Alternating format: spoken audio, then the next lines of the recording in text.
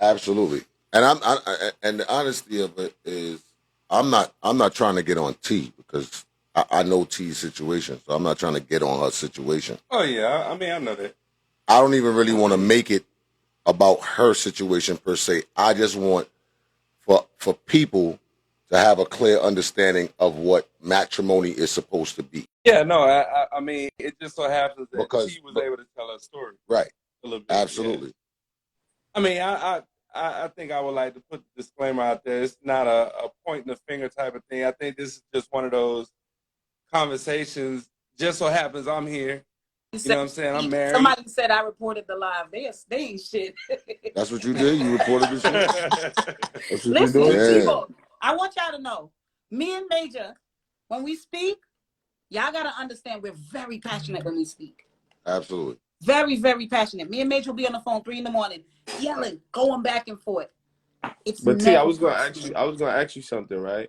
Go My ahead. question was like, so it didn't matter what homie did to try to clear the Yeah, air or that's the fix truth. it. That is the truth. And I'm gonna tell, So and like I said, I hold myself accountable. I so hold so myself. so right. So my question is from a man standpoint. I'm trying to get to understand from a man, right? Perspective when it comes to dealing with a woman. So you went through that, you have the experience, so you could kind of school me. So this is why I'm asking these questions. Go ahead. So it didn't matter. Nothing he did, it wasn't making it better. Because it wasn't gonna The, make. All right, I'm gonna be honest, and I think I said this or I didn't say it. I don't know. When he went and got his child's mother pregnant on me, right? When he went and got his child mother pregnant, I'm you. dealing with several miscarriages, and for 3 years, we didn't know he had a son until we got married, and a paternity test come in the mail. So Three there's more months after details we to got this. So there's married. more details to this confident. No, no, no. So what I'm saying is this. So another child is in the mix. And I'm like, wait, I knew because I dreamt the little boy and I told my husband before we got married, 3 years prior, he said it wasn't his son. And he doesn't know nothing about that little boy. Cool. But then when we got married, we found out that's his son. So now I got to accept another child. Well, his first child was before me, but now I got to accept this new child while dealing with having miscarriages back to back. So So you know now what's I'm like, how If you now? ask me, the shit sound like it was a disaster from the yeah, beginning. facts. This is what I'm it about is. to I don't even want say. to So talk. so yo, I so agree with her on like I understand what it is to love someone but not be in love, you know? And Oh, we all are on the same page as far as that's concerned. right. But I there's don't. also I'm just saying I don't know if I would marry a person if I'm falling out of love with them. That's what I'm saying. yeah, but you know, sometimes you can bet on other reasons, right? Like I'm sure you did it for good reasons. There's family involved, you guys have built a life together. You're doing it for the best reasons with But, the best hopes and intentions, but that's but not Hold why? on, let him talk. necessarily Let him talk. enough to like keep it together, you know? And like that's your personal story, but I also wanted to touch on like the generational difference with marriage because like my mother was born in the 40s, you know, she's going to be 75 this year. So I'm 34. I grew up with a very like conservative set of values. Um and like today's society first of all is so over sexualized, right? So if you think of our parents and grandparents getting married, it was like you met at the church, library, whatever type of gathering, you know, it wasn't temptation at the touch of a phone, you know, and the world opened up to access to whatever you're into, right? Also, you know, the wealth inequality in this country. It's like if you look at the, you know, back in the 70s, a CEO was making 30 times the base employee. Now they're making 300 times the basic employee. So our parents and older generations, it was a lot easier to get a house and a car and the white picket fence and the American dream. And now it's a lot harder. So not only does this younger generation have to struggle with sex being readily available and commitment being almost non-existent, right? Everyone's clout chasing, everyone's gaming, everyone's celebrity is low-hanging fruit in 2022. You know what I'm saying? So I think you really gotta understand that and kind of have your own set of values. Like what Major said about marriage being a union with God, that's beautiful, but that is like non-existent in today's world. You know, you're not gonna find young people that really have those types of like Values. ingrained values, you know. So And why you think they don't have those values anymore? I think society just in general has moved farther and farther away from God, you know? Like I think about growing up and the raciest shit I saw was like a Macy's catalog, you know what I'm saying? Like raw section and shit. And now your whole Instagram feed is just ass everywhere and fucking it's wild, you know? So it's a completely different world. It's a completely different society. The advent of social media has made finding not even love, but just like what's the word I'm looking for? Just like truth. Well, that's where we lost we lost the value when we started worshiping the wedding over the actual morals Right. of marriage. Marriage. Yeah. Right. What made a marriage a marriage? The value of a marriage is supposed to be a union, right? But nobody thinks about that no more. Everybody thinks about the event. Oh, I'm gonna wear this. I want smoke coming from under my dress, and I want glitter coming out of his penis, Right. and it's gonna be so lit, and we're gonna have such a lit photo shoot, and it's the photo shoot is gonna be so lit, and we're gonna have a good time. And 100%. Meanwhile, his mother hates you, her father hates you. Y'all just had an argument last night. He cheated on you last week. How is there going to be a successful union when those things are occurring?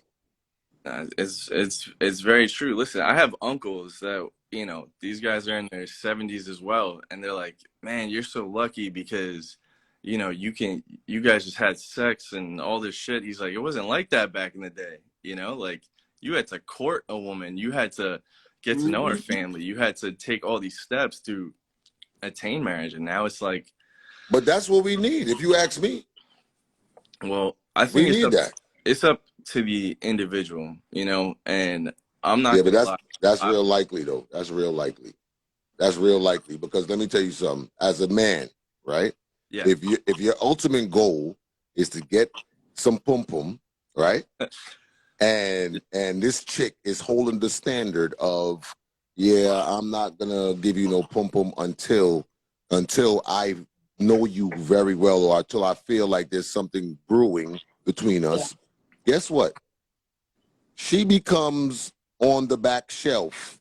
You know why? You know why she becomes on the back shelf? Because the front shelf got them chicks that'll smash next week, 3 days, tonight. So you stop looking at the quality and start looking at what's available. You understand what I'm saying? Not only that, but you could meet a woman that checks all the boxes and then the sexual chemistry is just not there. You know what I'm saying?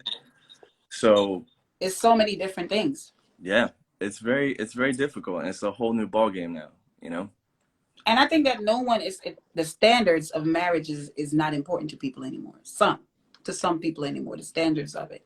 Yeah. Some people look at it as, oh, that's going to be stressing me out. If you see television every minute and all you see is people breaking up and fighting over money, this younger generation of kids is like, that's what marriage is? I don't want it. I don't want it. Somebody said men go for low-hanging fruit. Men go for low-hanging fruit when they're not ready for commitment. If they are ready to find a wife, they gonna climb that tree to get to the highest fruit that's hanging, because nobody wants to be with no whatever. 100%. And the access is so easy now. Look how easy it is for a man to just scroll through his phone, DM a chick, and talking some nasty shit to her. And the distraction is so easy, and it's for man and woman. For women too. So easy. Because listen, every guy holding that door, like Chris Rock said, he's just saying, "You want some dick?" You know what I'm saying? Like it's easy. It's easy for women to get it too now. Yes, that's right. Yeah. But that is what it is. At the end of the day, women are in control of sex. Men are in control of marriage. I agree. So are we gonna meet at the table and figure it out? How? The younger who's gonna buy the cow if you're getting the milk for free? You know, the younger generation ain't business with all that. They ain't studying all of that. Who? The younger generation ain't studying all of that. I'm just being honest with y'all. They're not. They don't care about all of that because everything is faster for them, right? Back in the day, y'all had newspapers and this and that. Niggas got social media. We got Google now. You know what I'm saying? I remember when I was a youth growing up, right? Excuse me. When a movie came out in the movies, right? it took almost 5 years for that movie to come on TV. Yes, remember? Facts. When a song came out on the radio, it would probably play for how long before you got the album? Yep. Yeah. Things are just moving so fast nowadays. As like nowadays, movie theaters is almost non-existent. Yeah. You understand what I'm saying? Just like buying music, bro. Niggas don't buy music no more. Could just rip it. And it's also about accessibility. Yeah.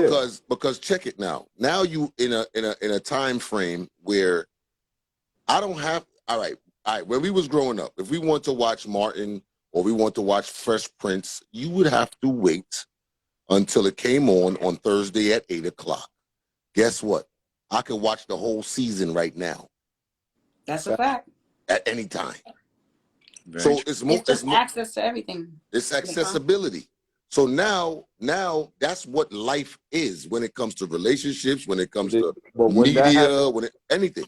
But what accessibility comes, they don't value things the same no more. Of course, lack of value. Absolutely. Yeah, so And that's why a man and a woman could get together and instantly they could just fucking keep it pushing. That's why. Do you know how it felt when you want to run home to watch Fresh Prince, or you was out with your parents and you want to see Fresh Prince, and y'all got home late and that shit was over, and you didn't know what the hell was going on. You don't know what happened. And when you go to school or work the next day, you can talk about it.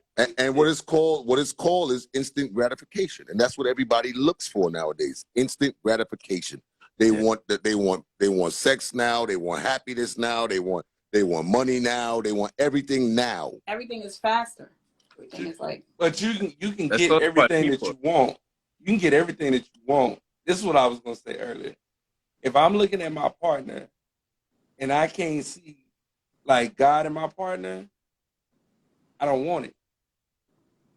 Well, like the brother said just now, as we go along in this world, we grow further and further away from God and belief. I agree, but that's what I'm saying. Like I remember going to school and praying in the morning. I remember. Oh yeah. You know what I'm saying? So I mean, now you can't. If you pray, you offending somebody in school now. Yeah, but even think about it from a woman's standpoint, right? Women used to have to actually go out to get attention.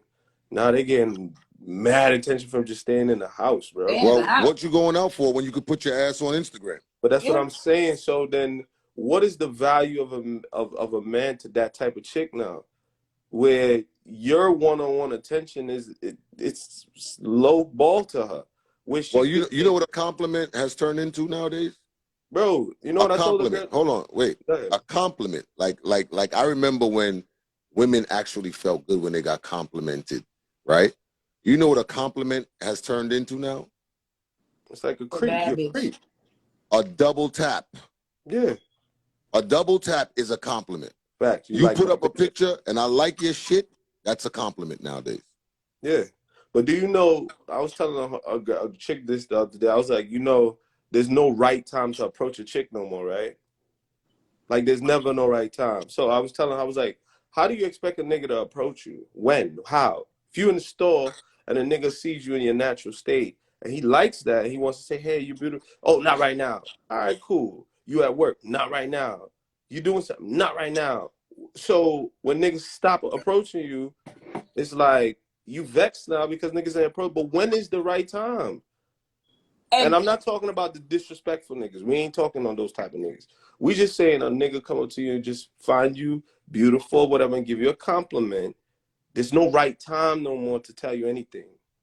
True. One thing I can say is that I'm happy that I got to experience the 80s, the 90s. I'm glad I got to experience that because the people who was born in the 90s, y'all don't know what the hell y'all missed, boy. Y'all missed out. Late 2000s. Y'all missed out. Man. Let me tell you something.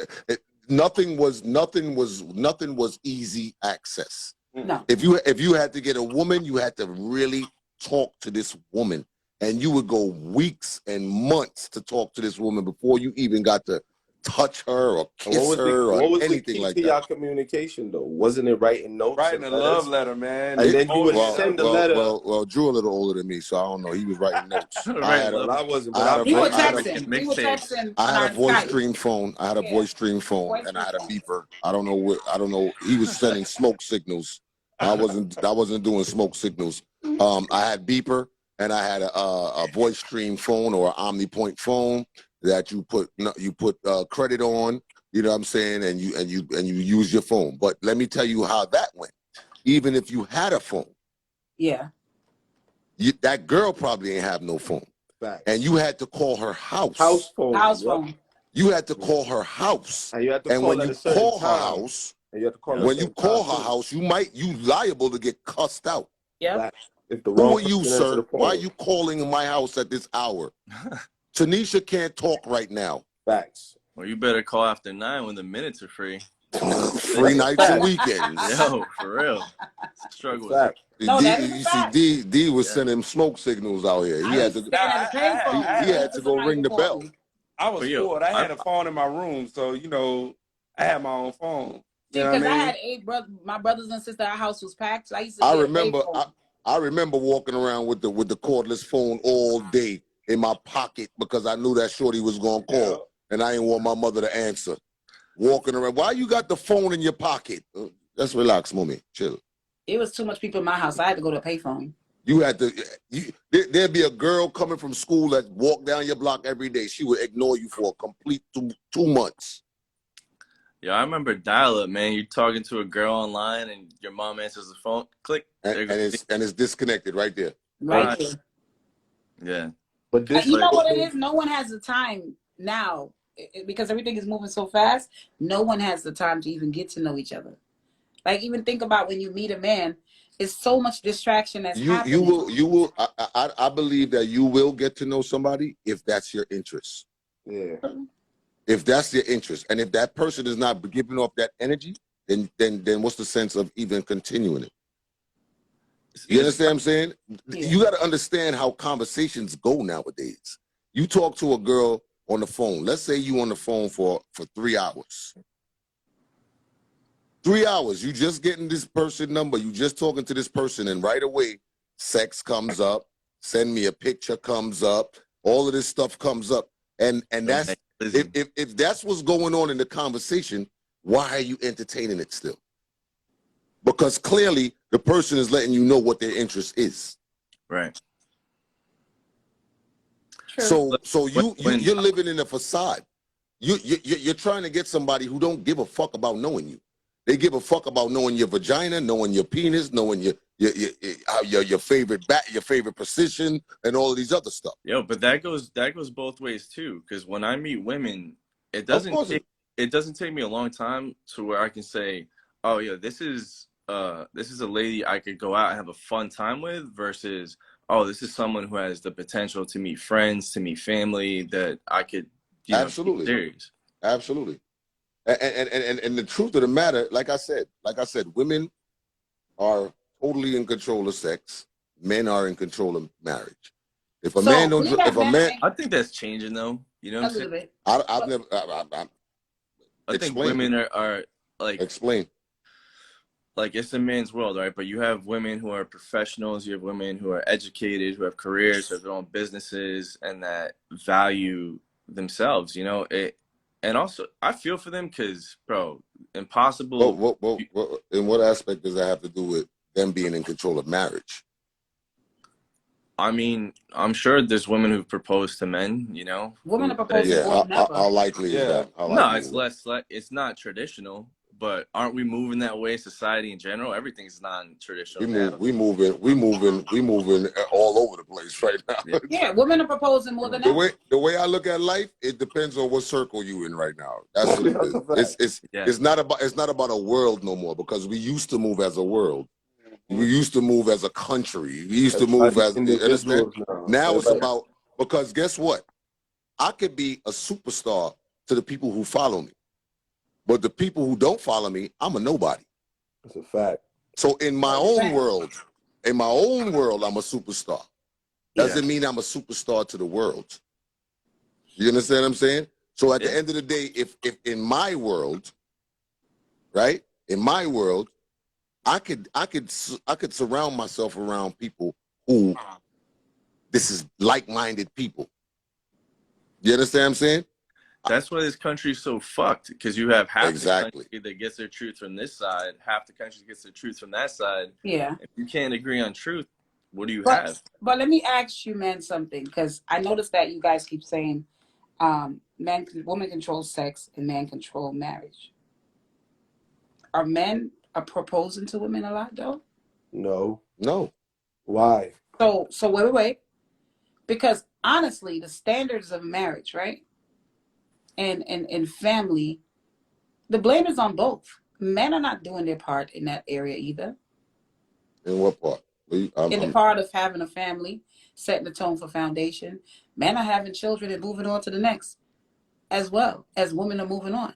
So the question is, are men, being that y'all are saying women control sex, men control marriage, are men going around proposing to women? No. No. Men So are afraid to propose. They but, go but the to question trying is, I'm trying to understand. so being that men control marriage, what are men doing? But I'm confused. It's like this. It's like this, T.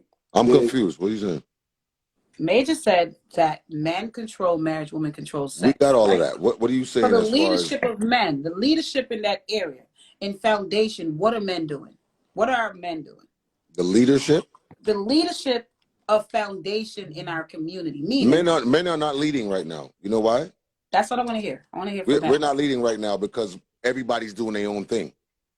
Nobody wants to lead. Women have been led astray by men for so long that they're not giving the right men the opportunity to lead. So you have a safety net now. As a woman, if you build yourself, you build a career, you have a stable household, and you have a peaceful environment. And here comes this man, because you experienced all that toxic shit all before, you experienced all that other shit before, and here comes this man that wants to be that leader, that wants to that match your swag and match your fly and match your success level and all of that.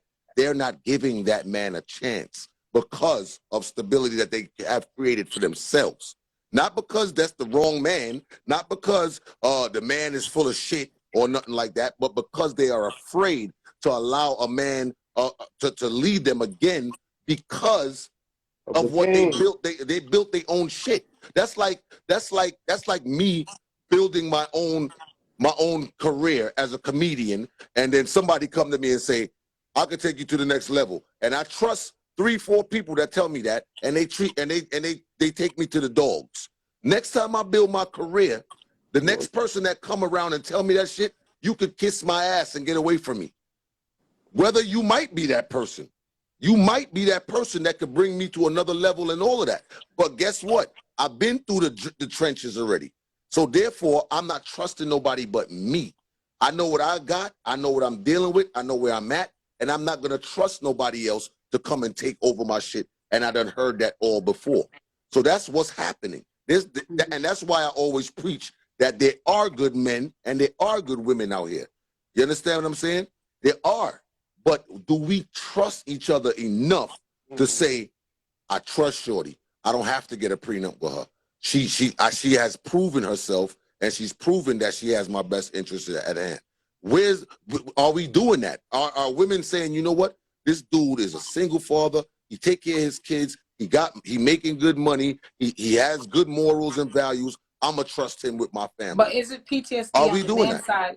But the question is this now. Is PTSD on the men's side as well, though?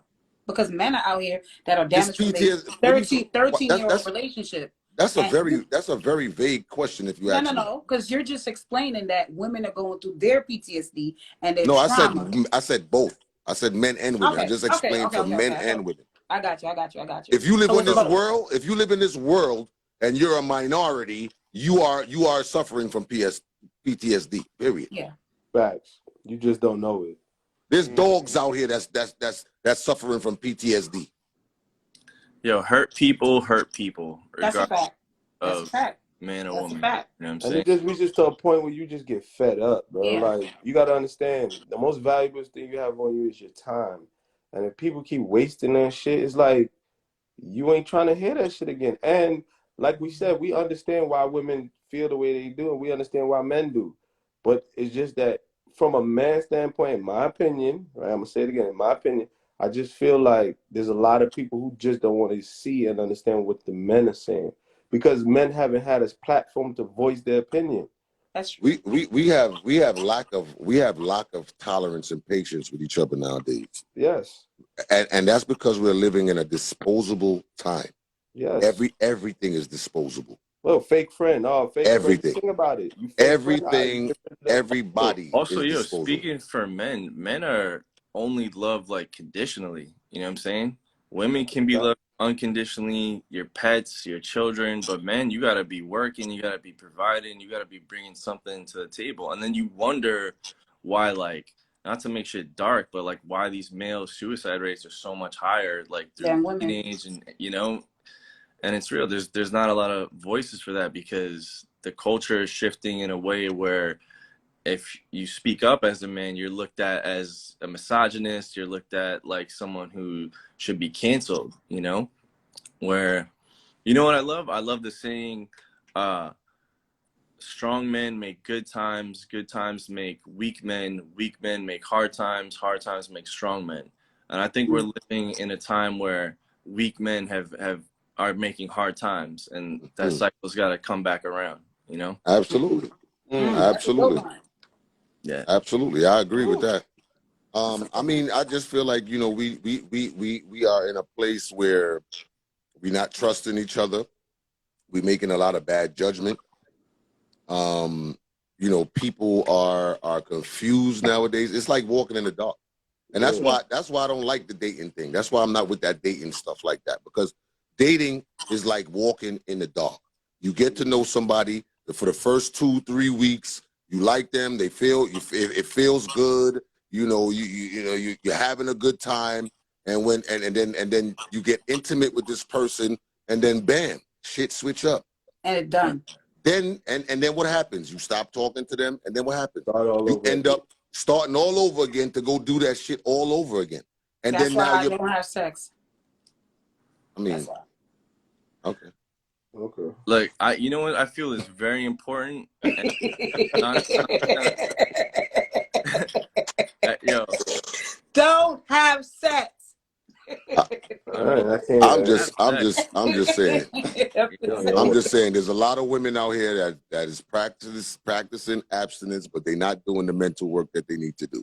I agree with that. So you holding your vagina and still walking around hurt and all fucked up in the head, you're not changing anything, sweetie. No, I agree with that. There's some women that still hold on to their anger and still have their bitterness to every man. Some women that didn't take the time to fix themselves. The best thing that you could do in fixing yourself is look at yourself, hold yourself accountable, look at your mistakes, and see what you can fix for the future relationship. So I do agree that a lot of women carry that bitterness to their grave. I refuse to be that woman. you know what? But you know what, though, you T? just said? You know what worries me about what you just said is that you just said, take time, work on this for what you could bring to the future relationships. Where, to me, that's like, you should be worried of what you're going to tolerate for this relationship, because you're a beautiful woman. You know, I'm sure you bring a lot to the table. It shouldn't be you. Yeah, she do bring a What lot you to the gotta bring. table. She always hungry. This guy, man. Oh my And you God. notice I didn't snack tonight. I did not. You want to know why? Yeah. I had But to do yo, that before. I wanted to say this earlier, and this is probably the most important thing. And this may sound corny, but yo, this is the realest shit I could tell y'all. Look, when you wake up tomorrow, that man, that woman you got to see in the mirror, you got to deal with that person for the rest of your life. So get good with that person. And when you have that, like, that self-love, regardless if you date and it's failed or whatever it is, you get played out, it's like, it'll roll off your shoulders because you're good with you. You're know good what I'm with you. You're happy you have with that you. self-love. Like, I'm good. You fuck this up, yo, that's on you. You know, I'm a good man. Like, I know what I bring to the table. And like, God bless, bro. Have a good life. You know. Look, bro, bring some jerk chicken to the table. You got Tamara. That's all I'm saying. I'd love to. It's stupid. Y'all see how he I'm is? just joking. I'm just joking. No, but what he just said is valid. And I think that, you know, to bring everything in full circle, what we're talking about, with me finding out everything about myself leading to now, taking the time, not having sex, not doing no dumb shit, I literally fell in love with me. You get what I'm trying to say? Like, I literally can say that. I fell in love with me. I don't care about the world have to say about me. I don't care what the negative comes. That's because you used to you got too comfortable masturbating. That's the You see, falling in love with yourself because you ain't get no dick. That's what that is. No. I bet you stop masturbating, you're gonna love yourself, but you're not gonna be in love with yourself. Yo, he's such an idiot. I was like, Sam, fuck out of here. I'm gonna play with you tonight, but I'm not in love with playing with you tonight. I'm just gonna play with you because I love you tonight. I appreciate you for calling in, brother, and your opinion was definitely valued, brother.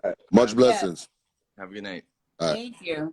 That's a positive man right there. Yeah. Much blessings, we should have found out if he was single. A couple of ladies was in the chat. I mean, I'm sure he watches. He probably scared to come up here. This should be toxic up here. He probably like, I'm not doing it, dude. Nope, not gonna happen. I'll come and have a regular conversation, and that's it. Good night. Yeah, him and Chad should have had a conversation. Hello. Hi. Hi. I just wanted to say something because you guys were speaking on younger women or younger generation not really wanting to be married. I'm gonna be honest. I don't really think that's the case. I grew up in the South. Mm-hmm. I'm Southern. I'm Caribbean, but I'm Southern, and I'm gonna be honest. From what I see, it's about more so you doing the work yourself. I mean, I'm an old soul. I was raised. My mom is 65. So how he said, the previous dude, he said his mom is in her 70s. Some things when you grow up, it has a lot to do with your yeah, you know, like I can't discard the fact that I know better. I'll be a liar if I said I didn't know better. So a lot of things I don't take into consideration. So I just wanted to kind of give a little one too, that not every young person doesn't want to be married. Now I'm gonna be real, I don't want kids, but that's my own personal choice. But to say I wouldn't want marriage, I think you should do the work on yourself first before you would consider even wanting marriage. So not everybody's looking at TV, not everybody's looking at the videos, and you can see clearly these Instagram girls are putting their foot in their mouth, not really trying to shoot names, but you see Ari just been saying a lot of stupid stuff lately. You get what I'm saying? One of the rappers just got a dude's name tattooed on herself 6 different times. Like that's crazy. Not everybody's thinking like that. I'm gonna be real. So even down to the Brittany Renner chick, she wants to sound smart. She wants to sound like she's making sense, but she puts her foot in her mouth a lot of times too. So I don't know. I just feel that, like to me, that's where the poison comes in, because these are the people who the younger generation looks up to. This is the standard. This is where they put the standard at, and then you got these people that don't know what they're talking about at all. Like really, listen, it's almost like a cult. If you ask me, it's almost like a cult, because you are filling people's head with poison, and then you're manipulating people, and a lot of the people that do that, they not even living the lifestyle they telling people to live. Yeah, girls, and that's my whole thing. I think Cardi that for B, Shakana, all of them. I think for me, what I would say is, and I'm not even trying to sound like, because I always go against the grain. I grew up a tomboy, so a lot of the things that women do, I don't really agree with. But it's in my mind, I'm like, who are you to think that you're so deserving of that kind of lifestyle that you didn't put in the effort to live that lifestyle yourself? It's like, you know what I'm saying? Who are you to say this man owes you this? Or who are you to say this woman needs to look like this? But are you hitting the gym? not to cut you though, but that's what social media is doing. All these memes, all these people posting and all this and that. Down that bitch don't give a fuck about a nigga. These are the memes now. So these girls, you gotta remember, and it goes back to parenting too. Like how you said you had a proper parenting, so those things mightn't affect you the same way. But if other people don't have that guidance in the crib or somebody who could talk sense to them, I don't even want to say guidance, not even to cut you off though, because I'm gonna be real. My mom has been single majority of my childhood. You know, she That has, don't mean you ain't have guidance. of course, and also that does not mean that my mom, you get what I'm saying, wasn't a good woman. If I could be honest, I don't mind saying it out loud, but my mom is HIV positive. So that makes her whole dating scene different. You get what I'm saying? That didn't mean she does not have the qualities. That does not mean she didn't keep herself up, or she doesn't have a shape, or she's not beautiful. Just things happened back then to where her life was altered, and it's unfortunate that, you know, she couldn't date how she would like. So that never discouraged me. It gave me some characteristics where maybe I'm a bit too independent or mannish, as they would say, but that's something that I learned to work on because I know that was a learned behavior. So I guess I'm just saying all that to say that not every young person doesn't see marriage or doesn't see a way to cater to a man or cater to a woman. So What I want to ask you this question. shoot, What is your views and morals when it comes to marriage? And do you want to get married? hold on, I'm sorry. If you can, I guess come back to me if you can. But if you cannot understand, someone's calling me. I can hear you. All right. So what, you gonna answer it? somebody calling her, I guess. She got to answer that one. Yeah, that was like, oh, you on That the was live? I important. see you, yo. What If you don't get your ass off that damn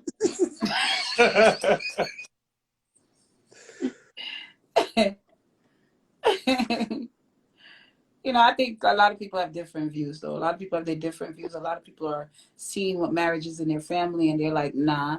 So it's like different people, different situation. Good night. good night. Good night. Sorry, my son is sleeping in the room. It's all good. I had a question, Major. hmm Now, I work Is with it for me or is it for the forum? the panel. It's for the panel. It's interesting. Okay. I work with a lot of different cultures, so I think it's cultural differences when it comes to values in marriage. So I have Indian people that I work with that they have arranged marriages probably by the time they're 19. They're happily married. If you ask them, were you in love? Like you keep saying to T, oh, why did you get married if you're not in love? If you ask them today, 20, 30 years later, they fell in love with the person that they're married. Who you talking They about? The didn't even get an Indians? opportunity You talking to about the choose Indians or their you talking partner. Indian and Jews do it. who you talking about? Because I'm not Indian or Jew, so I No, but I'm just, you're making it seem like it's far-fetched, but people are in arranged marriages. you talking? Wait. First of all, wait. Hold on one second. First of all, you're talking about a culture that you were not raised in. You could be in a culture where motherfuckers fuck goats and that'll be normal to you if you was raised in that culture. Okay. I was not raised in a culture where we arrange marriages. The culture that I come from and the tradition that I come from, you fall in love with someone, you go in the eyes of God, and you profess your love and your union in the eyes of God. That's where I come from. So I can only relate to that, right? So you want a woman that holds down the house, a woman that could keep a house, a woman that could take care of your kids properly, a woman that supports you and all of these things. That's what I know marriage to be. So I can't speak on I could tell you that they fucking trade cows in Africa for your daughter. Can I relate to it? No, the hell I can't. So we talking apples and oranges right now. Yes and no, because you open up the platform talking about love, right? There are different types of love. Yeah. What is your tradition of love? The same values you have. I'm West Indian. I'm Bajan. Okay, so what we talking about? The bottom line is like the guy said earlier. When people got married in their 40s, do you really think that everybody, okay, there's people that's been married for 40, 30 years, but they're miserable. When they went to the altar, do you really believe that they were in love? I could only speak on my experiences. That's what I'm trying to explain to you. I'm not speaking for a whole world. I'm not speaking for a whole culture. I'm speaking from what I was raised seeing. My grandmother and my grandfather was married when I was put on this earth up until the day my grandfather died. And after my grandfather died, I've never seen another dude around my grandmother or married or remarried or anything like that. So I can only speak on my basis. Let me say something. I can't speak on what happens in Africa or on the Seminole, or I can't speak on those things. I think the difference is though, right? I'm gonna try to answer that because I'm with Major on this one, but I'm gonna try to answer it to the best of my ability. I think the difference with that one is, let's say you were our sister, right? And me, Major, and with us guys on the panel are your bigger brothers. We're gonna scout the guy. We're gonna put him through a different type of interview to know what his intentions are. If he can't handle our pressure, you're not even gonna get to the sister. So we already gonna go through all the trauma that you would have accumulated. We just help void all of that. That would be the difference in the arrangement, right? Because it's in our tradition, we have to figure it out as we go along. So we might have to waste 2 years, we might have to waste 5 years, we might have to get cheated on, this and that, then we figure it out. But in those traditions, the difference is, from what I think, right, in my opinion, is if you got the men in your family, they want the best for you. So if there's a nigga that I see across the world that his family brought him up in proper training and this and that, and I see him doing what he needs to do to become a man, because I'm a man, right? I think that will make him structurally possible for him to date you. It'll kind of help you not have to go through all the fuckery. So I think For example, right? We're talking about, right? Check this. For example, right? Let's say me, Uncle Drew, Spoogie, and 2 other dudes hang out, right? If Uncle Drew got a bad looking sister, if you on bullshit, stay away from his sister. Facts. His sister's off limits. You know that, right? That's just how it go, my nigga. You know how we give it up. You know what we do. If you're not about that life, leave my sister alone. Right? Or even better. If Major's my boy and I got respect for him and I like his sister and I know I'm on shit, I would just naturally leave her alone. Cause why? I would know, my nigga, I value your friendship, bro, that I ain't gonna do your sister dirty like that because I know you. If it's some strange girl, I don't know nothing about her family, it might be different for that type of girl. So the difference is, like I said, what I think it might be the benefit to the arranged marriages. So you're tired, bro. We doing the scouting, because you gotta understand, we are men. We know what to look for. Remember, y'all chasing a feeling.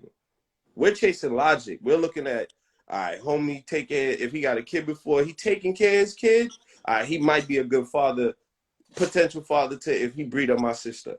You feel me? Versus you now chasing a feeling, and then a nigga just telling you anything, and then now it's like, after he gets a pussy, he ain't the same nigga no more. Well, you know what, those Spoogie, back then, there was a street code to that. You know what I'm saying? And I think nowadays, I think Major said it earlier, it's all about the circles. Like, the circles here. You know, all of us hanging. If we see each other in the club, there's a certain code that we understand already, right?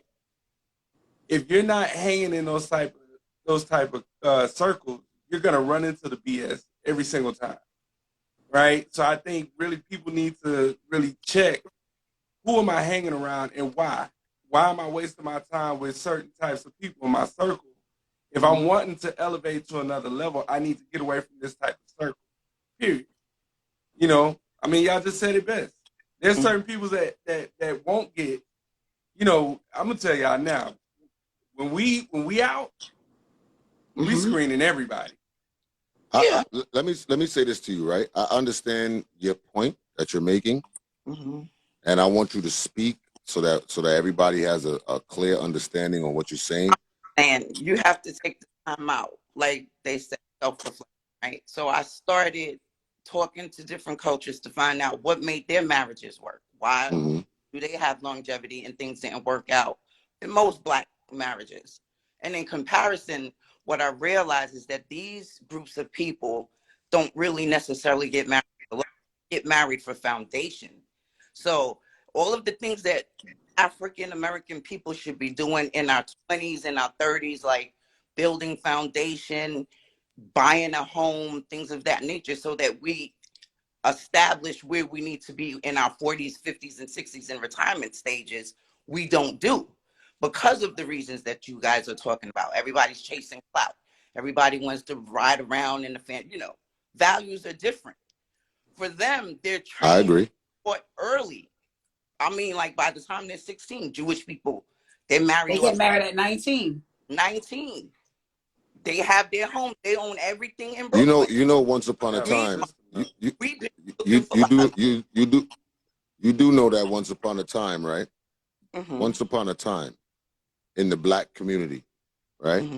Before a man could marry you, he would ask your parents for your hand in marriage. You do realize that, right? I like to think it's still like that. No, it's No, not. nope. No, it's not at all.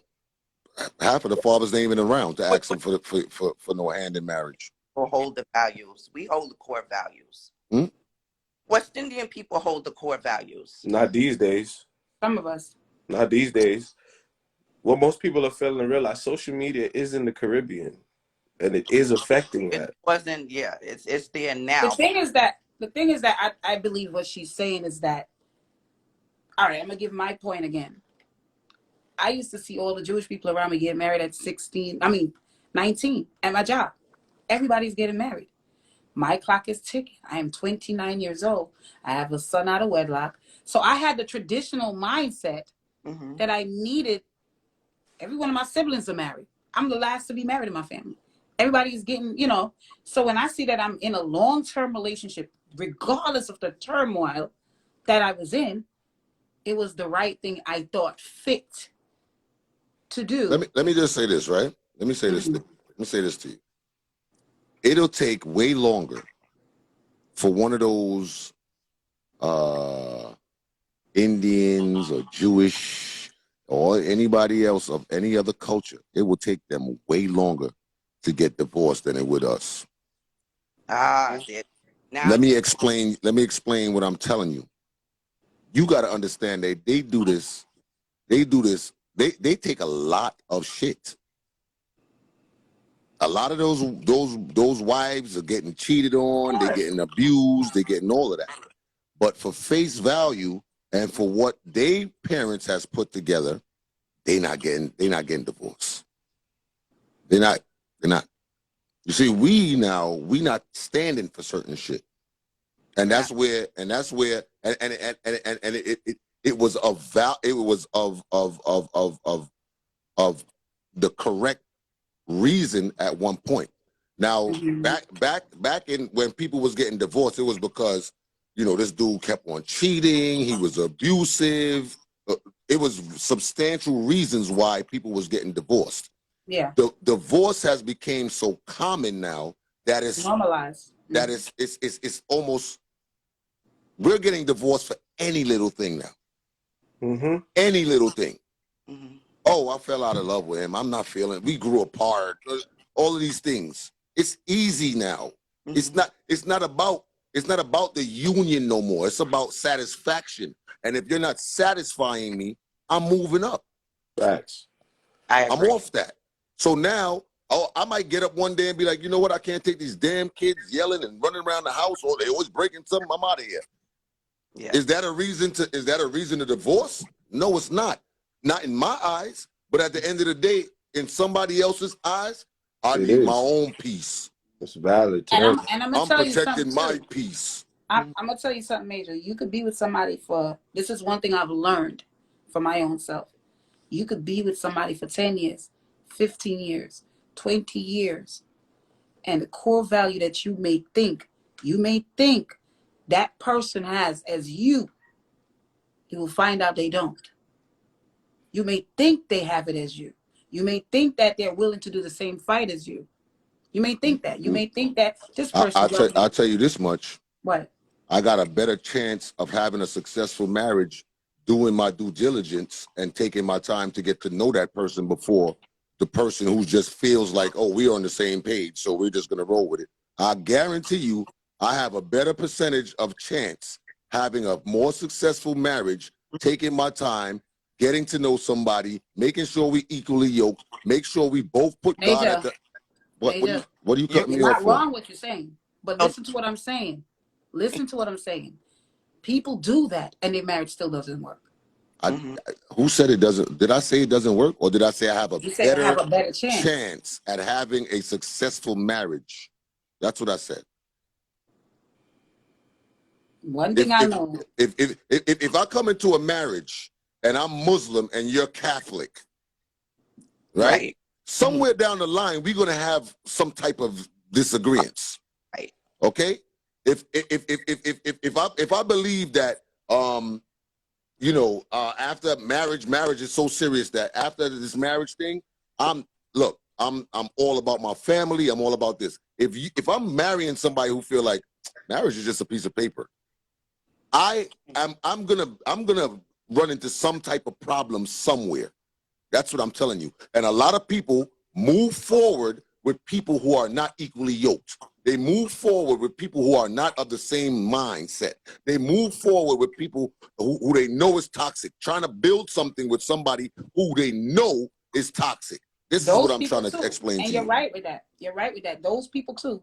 And it's people that build with people that were equally yoked and find everything great in that person, and something shifts. Do you know how many people are in marriages where the relationship was perfect? That person was everything, and they probably had a miscarriage, and her hormone is out of whack, and the hate. I think you're getting personal again. No, I'm trying to show you from different perspectives. Seriously, where people marriage ends sometimes based on just the woman and her she wound up getting thyroid, and now her personality shifts. And now she's not the woman he used to be in love with. And now you know what, you acting different because she's not as sexy as she used to be. And now so many different shit happen in marriage. That's reality. And that's not love. That's not unconditional love. That's what I'm telling you. That's your view. That's not unconditional love. But that's I'm gonna divorce my wife because she gained 40 pounds. Major, that's your unconditional love. That's your understanding of love. Everybody have learned is love that different. Unconditional love is what I'm asking you. No. But there are people that do that. Nobody. Why y'all keep saying that there's people that do that? I don't understand that statement, because guess what? Because guess what? Let me tell you something. You're right. If I'm studying what people, I could find somebody on all corners of the world that have done something before. I don't understand why we keep going to that. Because now you're trying to normalize the bullshit, and I'm not going to normalize that. Real life happens. I'm not going to normalize that. I'm just telling you right now. I'm not going to normalize that, and that's not going to be life for me. What I'm simply saying is that real life happen in marriage. Sometimes people will lose their child, and the wife will blame the husband, no matter how much they have unconditional love, and she no longer loves her husband. That's not unconditional love, though. No, you don't know that. Because you haven't experienced it to know it. You don't know that. How can you speak on what you have never experienced? Do you know the definition of unconditional love? Do you know what that? Do you know what that means? Y'all don't get what I'm saying. Do you know what unconditional love means? Do you know the definition? Go ahead. Y'all What tell does me it mean? What does it mean? No, I want y'all to tell me. No, you tell me, because you're saying we don't know. You said we don't know, so I'm asking you. Listen, unconditional love just basically mean no matter what happens, my love is going to stay the same. How could you unconditionally love me and I get in an accident and lose my foot and you like, I can't be with a nigga without a foot, so I'm leaving? That's not unconditional love. Unconditional love is when you raise a child and they commit a crime, let's say I'm a murderer. And you love them irregardless. Love them regardless. But do y'all think children? Wait. But what y'all just said, right? If that's the definition, do you feel like people, and I can only talk for our community, do you feel like people in our community are getting married under that law? Absolutely. Huh? Absolutely not. That's the point. Absolutely not. I believe whether it's in the Caribbean community or even the African American community, the bottom line is I'm not sitting here trying to put a gauge on my love, because even that's taxing to your mental, right? If I'm sitting there and I'm looking at you and you gaining weight, and then I say, damn, I'm gonna have to leave. That's crazy. I don't understand. What are we talking about here? I'm not Yeah, but literally I'm saying, What saying are we that. really talking about? I don't get it. They just said What I'm saying, unconditional. pressure. All right, pressure. do have Unconditional ups and love downs. is agape love. Look it up. Let me tell you Agape. something. I'm gonna keep it real with you. Whatever you're looking for, okay, make sure that you have a clear understanding of on both parts. I don't care what it is. You could have you because there's, like you said, there's people that get married that has no love. They getting married for stability. They're getting married for comfortability. They're getting married. Make sure that the person you're married is on the same page. That's all. I don't give a shit. I'm telling you about what I believe love, unconditional love, and what marriage means to me. And Yeah. I'm not gonna just put a ring on somebody's finger and marry them unless I feel like they feel the same way I feel. I Is what agree I'm with that. telling you. I So agree you with could that. tell me about all of this other shit. You could tell me about all of that other shit you want to tell me. Oh, she had a miscarriage. Oh, he broke a leg. Oh, she gained 40 pounds. You can tell me all of that shit all you want. But I'm going to let you know that the person who married that person, they never thought that you would leave me because I gained 40 pounds. Because they didn't have a clear understanding of who they were with. You understand what I'm saying? And like I said, if you put God at the forefront of your relationship and y'all follow the same laws and the same code, y'all shouldn't have a problem. That's what I'm saying. Not that though. That's not the issue. The issue is finding someone that's equally yoked and share those values. Isn't that the same thing I just said? Mm-hmm. Oh. Let me ask you a question. Are you married? Here, Are you married? as that shares those values. Is what? What you said?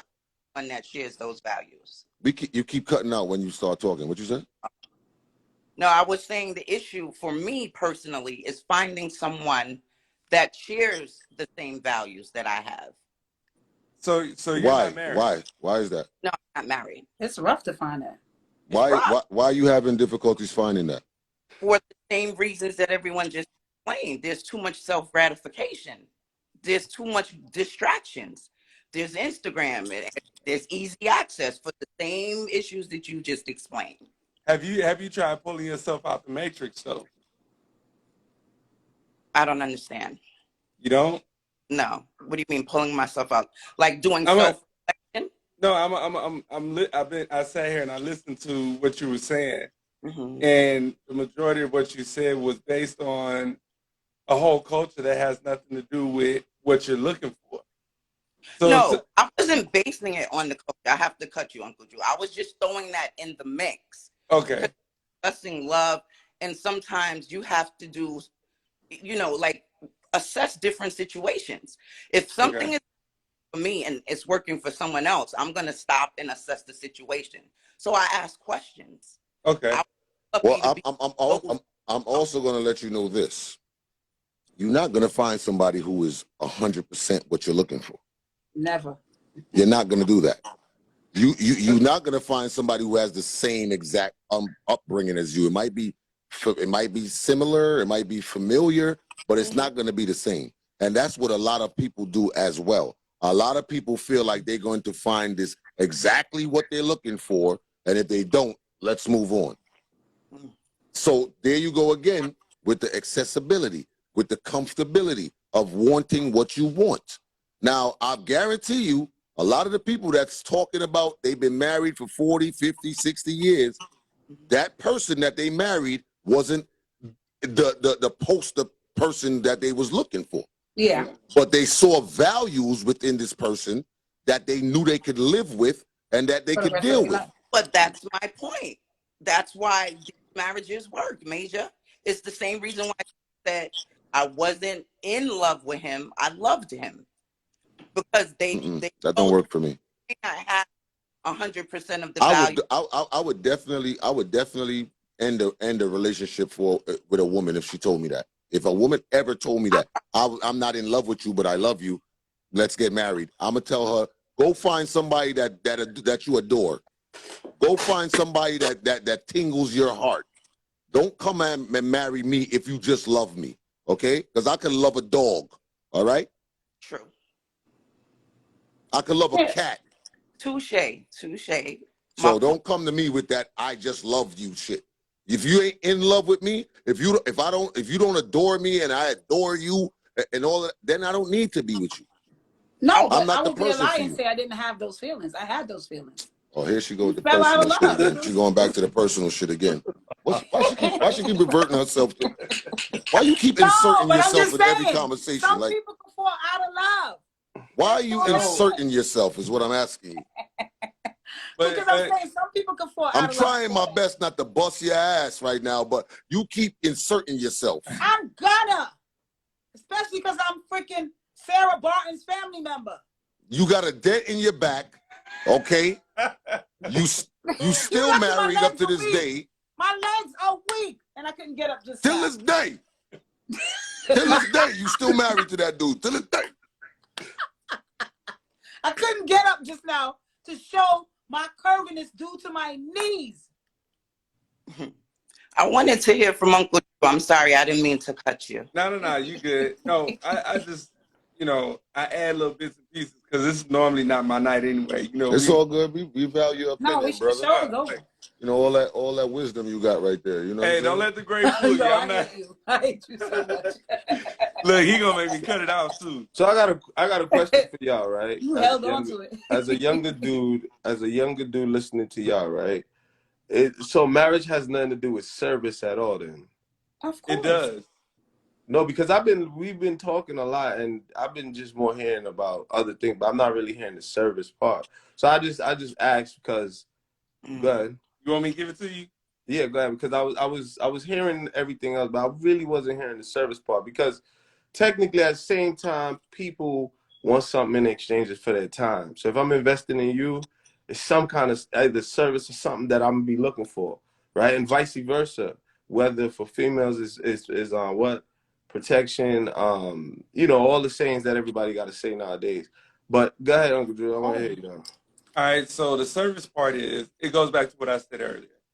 I see love because I see God in my woman, right? So I definitely want to give and fulfill her needs, her desires, you know what I'm saying? Because that is the love in me that I have for her. It's an agape love. That's what I was saying. If I pay attention to the needs without her having to say, I need something. If I see that she needs something financially, she doesn't have to verbally say that. If I got it, she got it. You see what I'm saying? If I need something, I don't have to say nothing. She responds to it like, by way of action. If you really truly care about somebody, the service part comes naturally. That's what I was saying about. You know why it comes naturally? Because it's unconditional. It is. And you want to see your woman happy. You want to see your wife happy. Yeah. You see, that's the difference. Everybody's looking for their own happiness. They want to make That's themselves happy and not their mate, not their husband or their wife. You understand? So at the end of the day, if I'm all about me, what makes me happy? What when are you taking me on a trip? When are you gonna buy me this? When are you gonna do this for me? When are you gonna change your ways? And you ain't got no ways to change, and you ain't taking me nowhere, and you ain't giving me words of affirmation. There's selfishness in that. It's one-sided. But think about it. When we meet each other, right? Are we selfish? Everybody starts out Just think selfish. about it. When you meet a woman, and you're a young man, you meet a woman. What are your? I've never taken a woman on a date and told her let's go Dutch. So I'm not selfish. No. I'm just saying, like, in the sense of you meet a woman. Most of us, when we meet somebody, we're selfish. No, I disagree. Just hear what I'm saying. Hear what I'm saying. I disagree. I disagree with you. Here's why. And there you go with the speaking for the public. Most of us. Just hear me. Just hear me. Here's what. Humans are naturally selfish. Humans are naturally selfish. What trying to Humans say, are naturally selfish. What? Right? We're naturally selfish. When we go out with each other. So what is an empath? What is an empath? Just hear me out. Not everyone is an empath, though. But you said most of us. Just hear me out. When you go on a date with a female, when you automatically first go on a date with the female, it's never about the female. So When who the I hell go is it on a about? man, when I go on a date Who the with a hell is it man, about? just hear me. When I go on a date with a man, right? We have Oh, you with selfish the wrong set ways. of niggas. That's your problem. You go out with the wrong set No, of y'all niggas. not understanding what I'm trying No, to explain. stop trying to get us to Just understand no, bullshit. just That's hear what you're me, trying to do. hear me. Just hear me 1 minute. We are naturally selfish. Whether we You want are to admit naturally it, selfish. whether we want to know, whether we want to admit it or not. Most of the time when we meet each other, we're not really thinking about genuinely. That's why people could walk away from each other so easily. Fuck, get up and leave. People could just destroy a relationship because naturally people are only thinking about their own instant gratification for that moment in that individual. Most people are selfish because they only think about their wants and need from the other person Okay, can I say until they something? until they gain empathy. Most of the time we don't go in thinking of empathy right away. All right, T, let me say this. That's what I'm saying. Let me say this. And what we do to get y'all is not the same thing y'all do to get us. So we do not go into the same thing. And this is what I'm trying to explain. Men are predators. We are predators. So Right. guess Y'all are the what? prey. We seek y'all. So how can we be selfish when we seeking y'all? You think we want to go to the movies? You For think we your want to own go to needs. dinner? For your own needs. What do you mean for your own You needs? seek us for No. your own needs. What do you mean Listen, for your own how- needs? You What do you mean? seek You us think for your so? You own think needs. so? You believe that every man that meets a woman, all he doing is Not all- showering her with all of these gifts and giving Oh her my God, all you're that she not wants listening. because he wants pum pum. That's what you're saying? It's not about just the pum pum. It's whatever that woman is that you like about her. You seek her for your need. Your need. You Need? like her. She's attractive. She's Need, something you said? you want. You said need? Oh my God. Because I your don't need no woman in this world. No, I don't you're need not anybody. understanding. What are you talking You're not about need? understanding what I'm saying. You seek her for your own needs. No, We do. don't. When you meet I a don't know woman, what when you this take lady her out, talking when you about right take now. her money, We it's seek, no. I really Listen, don't know what this lady's listen, talking listen. about. Oh my God. We seek women because of natural attraction. It's an Okay? attraction. It has No. nothing to It's do not with a a need. need. What are you talking about need? You're So not look, understanding. look. Listen. If Then we see all walk you want to outside, tell when we did. Well, how come when we disagree we don't understand you? listen. Could If it a be man, that? Could it be that we understand you but we don't agree? Could it be that? Okay, it could be fun. Oh, right? okay, But cool. what I'm saying is this: if we as the fellas go out tonight to the club, we're not going out hunting in hopes of getting women. You might go to the club, have a drink, and this and that. You chilling. The point was to go out in line with the homies. You might be just chilling there, and then a nice girl walk in the room. Now it's like she stands out to you, but you didn't go there in hopes of to bag a chick. Now, like I said, we ain't talking for all men, but for us, it's not like that. No. All right. So what I'm trying to explain is that the human. All right. I learned this in psychology. That's what I'm trying to break it down. Our wants and our need is for self first. For self first. When you go cook some food, it's to feed your stomach for yourself. When you go hang out with a woman, it's your own gratification for yourself. T, let me say this. Providing, right? A man's job or a man's role is to provide. That is not a selfish thing. That's to give. That's a giving act. So my question is, it can't be just human nature, right? It has to be a need. It's not just human nature, because I thought we was created on this earth to appease each other. Know that. So how does that become selfish? Because I'm just doing what God put me here to do. Humans are naturally selfish. That's why we destroy the earth. That's why we drag all the resources. Let's agree We're naturally selfish. to disagree on this one. Let's just agree to disagree on this one, because what we trying to tell you as men, you see, we're the men trying to tell you something. You can't tell me this when I've learned this in school. But you see this, and I'm gonna say something as a man, as a younger man. From most of y'all look like y'all older than me, right? I'm gonna say this. This is the problem. And it's women too. I'm not speaking just. No. Listen, no. What I'm saying is, this is the problem. We're trying to tell you our perspective, and you're still telling us no. It's because you don't like what we have to say. It's fine. But I'm speaking from an educational point now. I'm not just speaking. I'm gonna keep it real. All of this stuff is why none of us ain't getting married. I swear to God. Shut up, Major. I swear to God. I'm so envious of you, Uncle Drew. I swear to God, bro. But Because I've been trying to get my because point. all of this but shit right here is why none of us ain't getting married. You understand what I'm saying to you? I can tell y'all a lot from having been in a failed marriage to being married again, right? And the bottom line is, Yeah, sociology theory. Yeah, go ahead. I'm sorry. the bottom line is, in order to get what you say you desire, you have to change your perspective in the midst of your hunt. You know what I'm saying? If you say you want X, Y, and Z, that's how me and D ended up together. I switched my whole perception up. I'm telling you right now, when I get married and somebody breaking into the house, I'm gonna say, go downstairs and don't be selfish. Don't be selfish. Go down there and handle that. But this is the thing. I don't think that we are honest with ourselves when we like a woman go on a date. We know that we have our own wants and need while we're on that date with that man and why we like that man. It's for our own wants and need. So why don't y'all just say Most that of up us. front?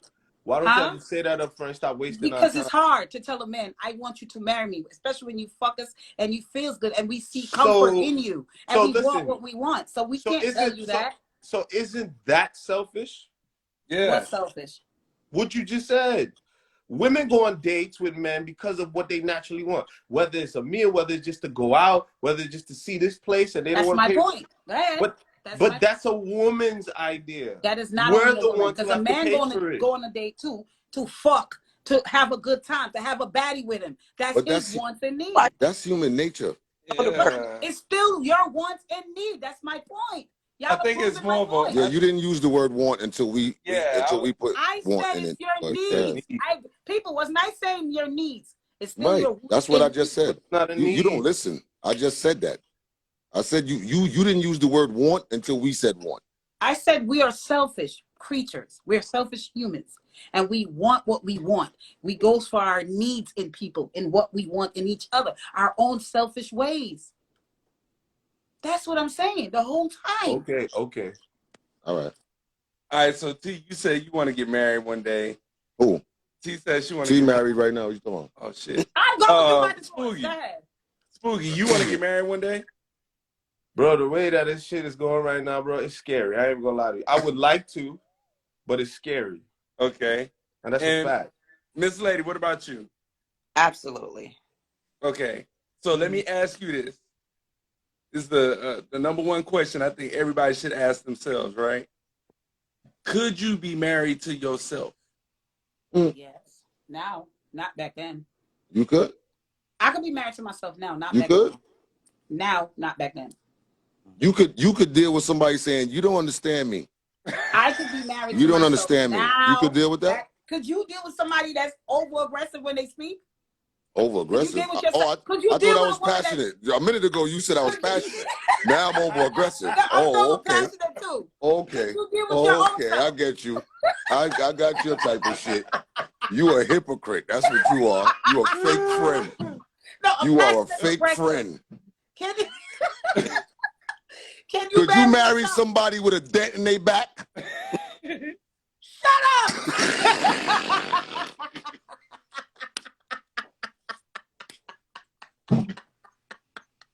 It is a arch.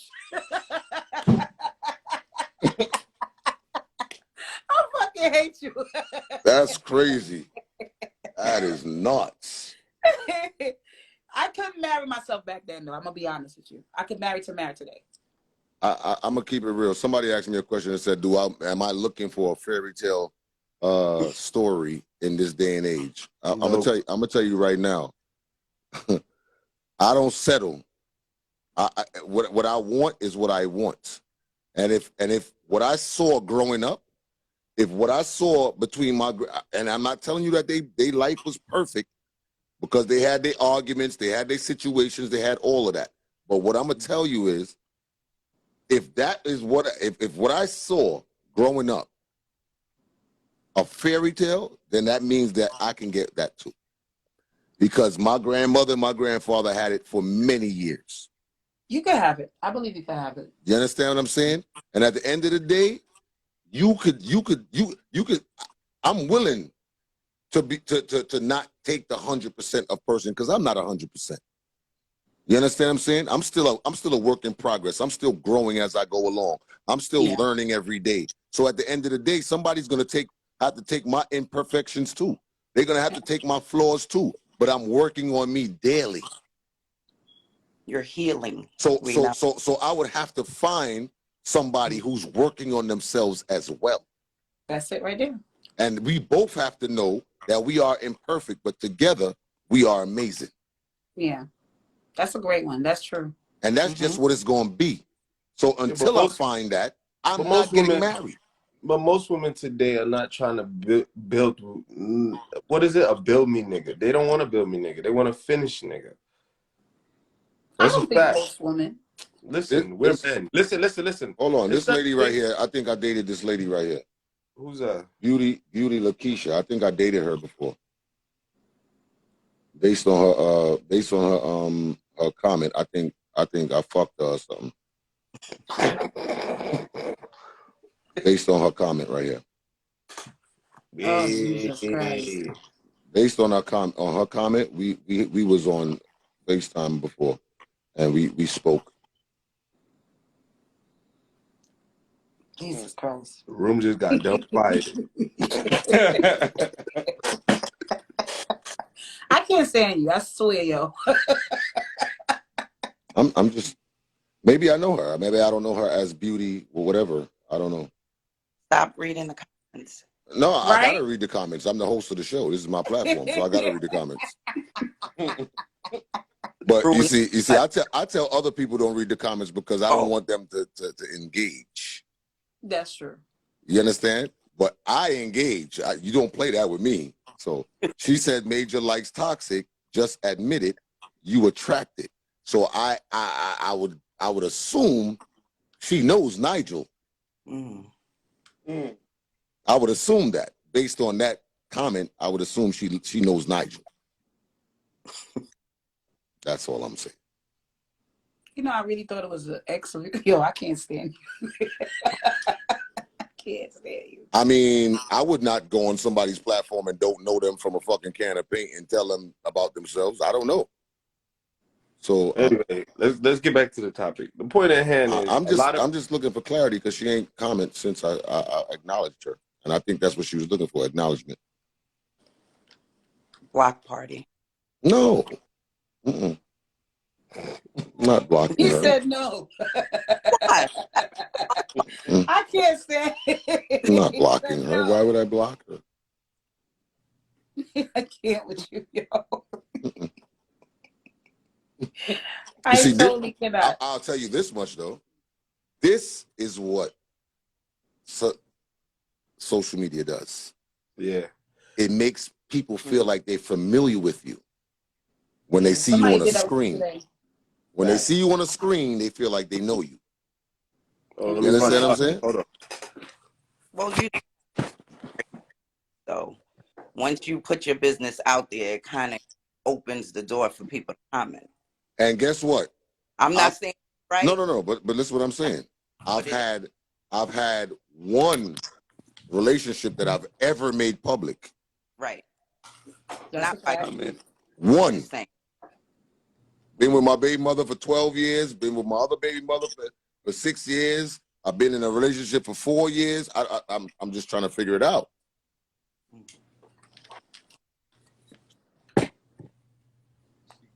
But yes, Uncle Drew, I can marry myself. You can marry yourself? Absolutely. I have a life. It's just that I'm the wrong person. So that's the issue for me. Hey Wes, how you doing, Wes? So you said you haven't found the right person? No, I always love the wrong person. I end up, the people that like me, I don't like. And the ones that I like, they're not the right people. It's like a circle. So what are you doing to change that revolving door though? I'm healing. I'm taking NT stand. I'm healing. Yo, it's hard. I'm gonna tell you that. You know, you can talk good shit. You can be healed. It's hard to meet genuine people nowadays. It really is. It's really rough. Hey It's like Wesley. you got to go through the bag of keep dipping and looking and keep trying. Don't stop. You can't stop trying. No, Because but I can't do with the dating thing because I don't care about your favorite color. I don't want to hear about, like, I'm tired now. Getting to know you process is very difficult. it's hard. It's hard. So let me So ask you a would you question. say y'all are giving up on the dating scene, or what's Spooky, No, going I on? ain't give up. Spooky, I just want you to know we know that you just went and bun a spliff. That's all. I'm just gonna let you know. You're not alone. Nah, I It's didn't so go on the obvious. flip. I want to get my charger, bro. Why you coughing? Got COVID? Nah, never mind. Continue. I'm listening to y'all. No, but the dating world is hard. Like you go on the dating app, it's saturated with married men. Saturated with married men. Do you know how much men? Let me are ask y'all a dating? question. Let me ask y'all a question. Do y'all have a question or ask yourself why is that? That ain't got nothing to do with me as a You stranger. see that? You see that's the problem. Like I feel like a lot of women like to tell us what we do wrong and why we this and why we that, or what we need to do to upgrade and this and that. But I feel like, and fellas, correct me if I'm wrong. If I feel like sometimes I might be wrong. I feel like sometimes they don't take the time to figure out why. It's Why you not wanna- saying we're not saying it's right. I'm just saying if a lot of married men are on dating sites, you don't try to figure out why. Well, it's obvious. It's something lacking in their marriage. You don't Right. need, something is lacking, and they're looking for it in someone else or Or somewhere else. they might just have a fucking problem. Or they might just have exactly. And some of them are out there pretending to be single men, and these women get caught up with these men. You know, it's Okay. happening a lot. I'm gonna say one thing that an older dude told me, right? And it might be wrong, might not. As I like to pick my words wisely. But an older dude told me that he said that he found that a lot of the time when he got married like 3 times. He found that those women got comfortable after they got married. So they stopped working like to make them stay in like or love, right? So a lot of the times when he go meet the fresh girl, she wants his attention, so she keeps doing the things, or even what the side chick does. The side chick wants to be the main chick, so she's gonna work her ass off to replace the main one. But as soon as she becomes the main one, it's a wrap. She got her title already. She gets comfortable, right? And it could be vice versa for y'all with men too. After a man get whatever he want, it could be the way. But what I'm saying is, I'm starting to see that a lot after that was brought to my attention. Do So I don't know. women enjoy new dick? No. We don't. Do most y'all of us- enjoy new guys that y'all like? Hold on, wait. Do women enjoy new dick? Is what I'm asking. I would say this. Dick Or, that or, you- or y'all, or because I know a lot of times women revert to what they know and what they're comfortable with. What's New dick. That's another body. So no. no. Oh, you had to Nobody think. don't want new dick. You had to think No. about it. No. I knew the answer. I said no from the beginning. If you're married, nobody just jump out their marriage and just want to fuck unless it's a He didn't ask you dysfunctional. that. He didn't say all of. You see, we said straight. He woman. didn't say all of that. He asked one question. But I'm glad you said it, bro. we were speaking about marriage, so I figured he was just going there. No, he said The the new question. dick, I No, would say no. No. Most of the time, no. No. Comments saying something different. Oh, there's Do a you lot of think- women in here saying hell yeah. Do you think? It's more no than yes. All right. So for a woman, let me ask you this: do y'all think men enjoy new pussy? Yes. Yes. Why? They never even questioned why. But go ahead. I just want to ask. I think the natural makeup of a man is most of y'all. Let's not pretend that y'all don't have desires about y'all that desire other women. It's a natural makeup of y'all. No, don't say no. Well, why Let me do tell y'all you what do it is. No, I'm gonna just keep it 100 now that I'm more comfortable on the platform now. The problem is this, Because I just took a split break. No, it's not even a split, bro. I'm drinking, bro. I'm drinking. No, I'm not even smoking, bro. All right, The thing about it is men fall in love with the chase, the hunt. It makes them feel like a man, makes them feel like a predator that we are. So when a man has to sit down in a cage now, he's no longer a hunter. It's like, what's his point? Mm. And that's a man thing. That has nothing to do with relationships, nothing or nothing. You see, some women don't understand the growth of men. What makes us get into manhood from boy to man. They don't understand the transitions or what the stages it takes.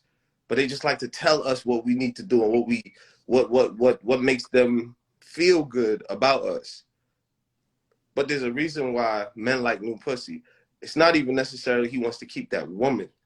It's just the process of seeing her to get into the pussy, that little stages in between is what makes us feel like men. My son's father always said that. It's the hunt. It could be the hunt, but it's still the natural desire. Men are built to desire women, though. Aren't y'all not? Most of y'all are. Major, go ahead. Y'all not? Tell us more about men. I'm just saying, y'all not. No, no, no. Why do y'all keep fucking so many different women? Why do men desire so tell many us women? more about men. I'm not saying it's not a fact what he says, but y'all don't desire more than one woman, though? Most of y'all? Yes. Yes. Okay, then. That's my point. But my whole question is, if that's the case, why get married? If you know this and you're telling A me man this, could fuck Let me another ask y'all woman a and love her. question. Let me ask y'all a why? question. If y'all know so much about men, right? What's the problem? What's stopping y'all from having If y'all happily? know so much about men and y'all got it all mapped out and worked out, what's the problem? Why y'all don't have any? Don't buy me in that. I never said that. Don't you dare go there. I choose to not give up my vagina. I'm asking questions. I'm just simply asking him. If men love the chase and the hunt, why get married? Why get married than to go out to want to go chase new pussy? All right, listen. The difference between men and women are y'all. There's a such thing called self-control. You know that, right? Yes. Yes, And all but y'all have Having the ability to go and hunt somebody and not wanting to hunt somebody is two different things. When a man gets married, that's because his mental state is not in hunt mode anymore. You ever seen when the lion is done with the whole chasing shit, the younger lions go get him. So this is what I'm trying to explain to you. There's a such thing called a mental state where a man is not going to want to hunt anymore. And that's when When his dick is in heaven. Right. Exactly. Because you have it all figured out. It is hey. Go no more. It goes off Some men never get to that point. Some men never get to the point of not wanting to hunt anymore. And that's when you get somebody that is not like-minded as you are. You might be at that point where you want to settle down and be a wife, right? And he might want convenience. He might want comfortability, but mentally, he's not ready to stop hunting. And guess what happens? You get two people, once again, like I've been saying all night, two people that is not of the same minds. That's what you get. And then you end up with the constant cheating, the girls calling your phone, the this, the that, all of that other shit. Because guess what? He probably met the right person at the wrong time. You get what I'm saying to you? So if you take your time to understand that person and who you're dealing with, because like I said, there's a lot of manipulators out there that might take you for a joyride. But if you take the time to really meet this person and know this person and know what this person is dealing with, you have a better chance of having a successful relationship. That's all I'm saying, and that's all I've been saying all night. I'm not saying there's people that is not full of shit. I'm not saying there's people that don't get married for love. I'm not saying that. I'm saying to you that if both of you are on the same page, you have more chance of having a successful relationship than another person who two people is on two different pages. I agree. So if I'm in love with you, I don't want you marrying me if you love me. If you got love for me. Don't want that. I'm good on that. If I believe that God should be at the forefront of my marriage, I don't want you marrying me if you don't believe that God is at the forefront. I don't want you coming to me telling me, oh, marriage is just a piece of paper anyway. If you look at marriage in that aspect, then Then guess you're not what? the person. You're not the person for me. Mm-hmm. And it's that simple. Got it. This is why men need a platform to voice how they think, because once y'all understand how we think and what we do, why we do what we do, and it'll make it easier for you to distinguish the fuckeries from the good ones, right? The problem is y'all don't know how to tell the difference, and y'all label all of us the same, and we're I not. agree with that. No, the problem is that not everyone comes with good intentions. Right, But but you're supposed to be able to identify that, because I mean, a real man, I keep saying there's a difference between a male and a man. A real man is going to show his intentions from the gate. And you know what? A lot of times, I'm going to tell you honestly, this, right? Go ahead. I'm sorry. no, that's okay. I was just going to say, a lot of times women disregard a man because they feel like with us showing our real intentions, it's us flirting when we just being a man. If I open up a door, that came from what I saw growing up as a child. Oh, he flirting. Nah, I don't want you. I was just being a gentleman.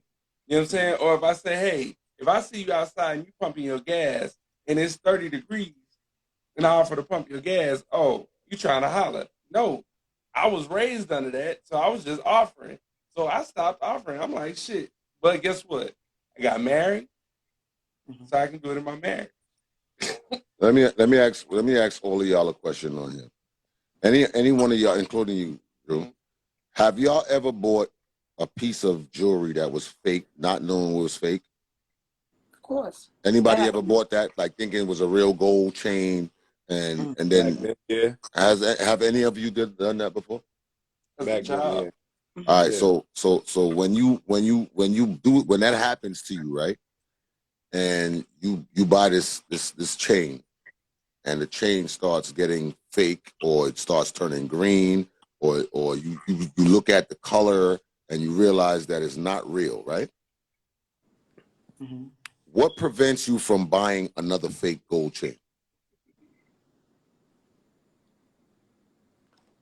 Paying closer attention to the next time when you do a purchase, you paying attention to the content. Okay. Well, I'll go study what makes a gold chain a real gold chain versus a fake chain, because it's gold plated and it's gold. Okay. So I'll go study the point that I'm making to you is, a lot of times we tend to not take the signs of what is real and what is fake.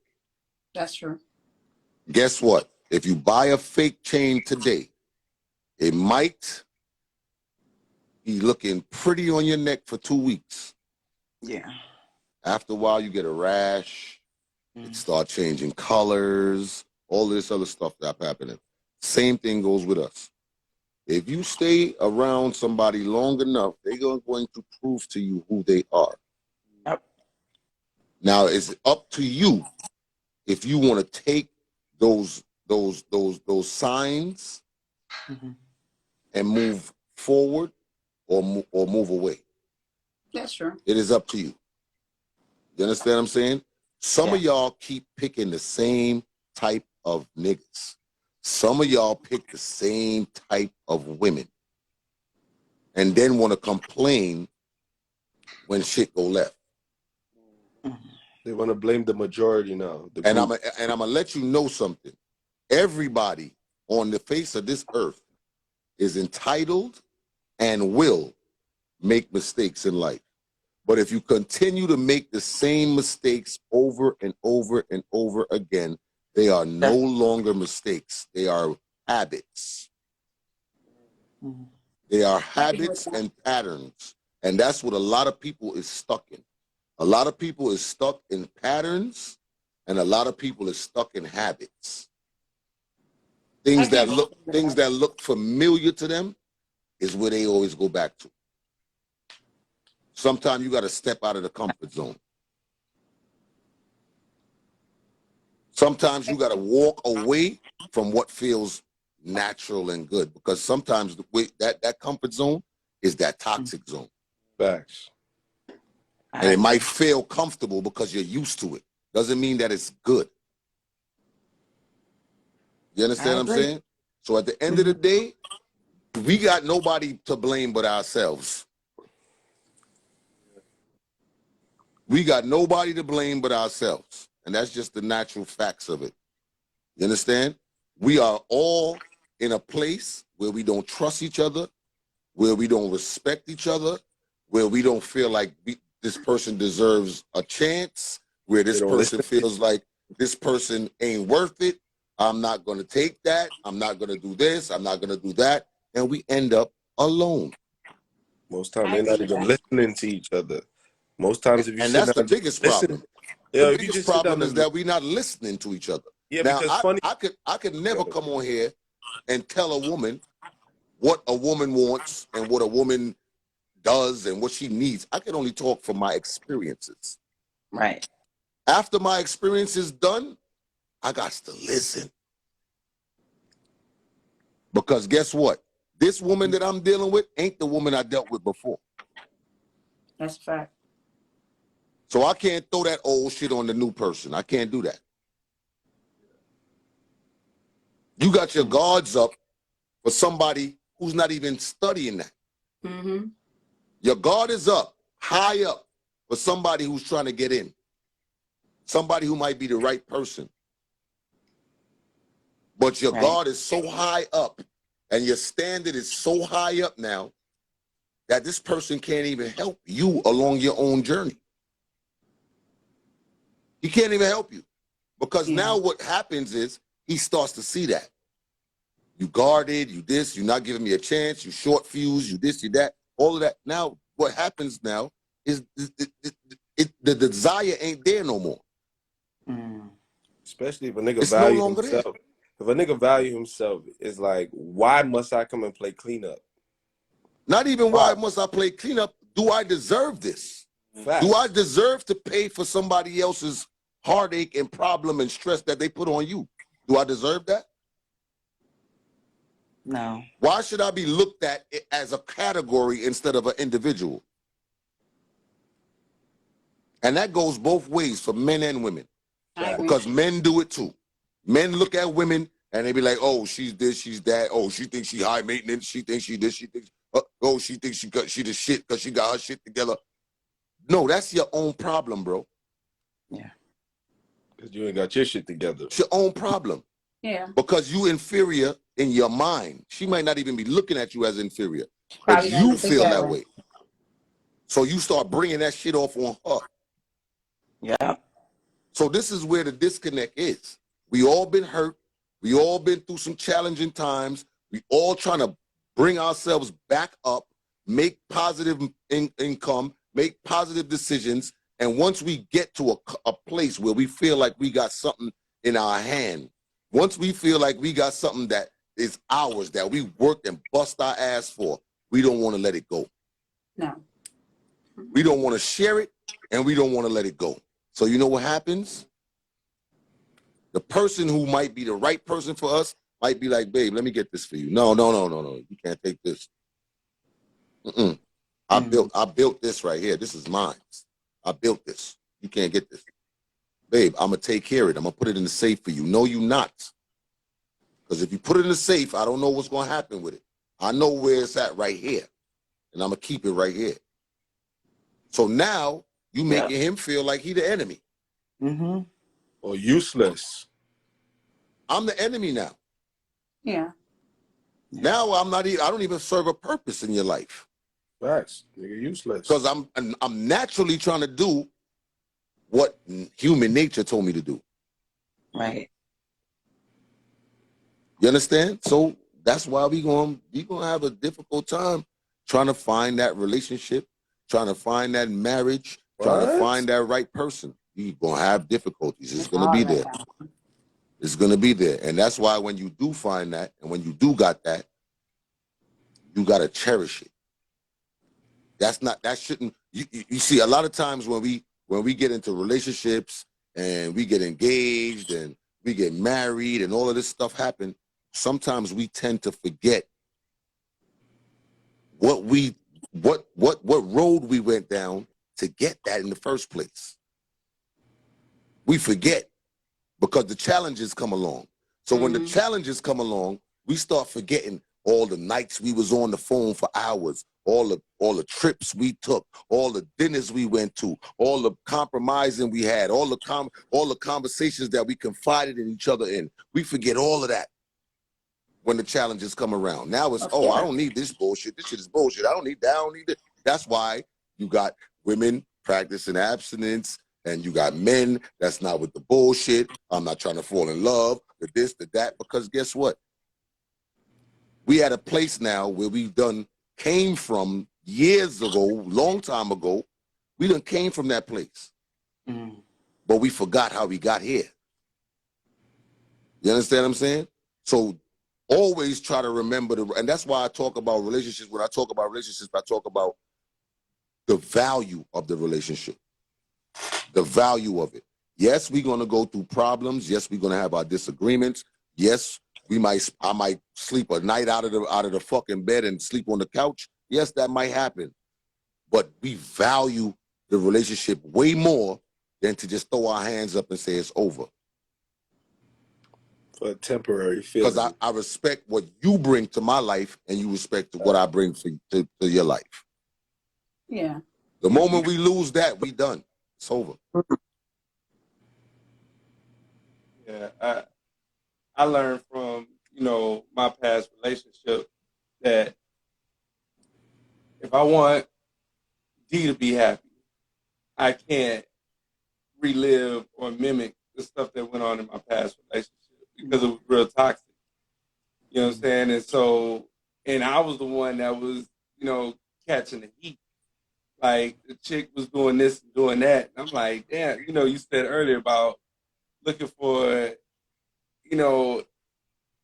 one man in every man. She was that type of chick.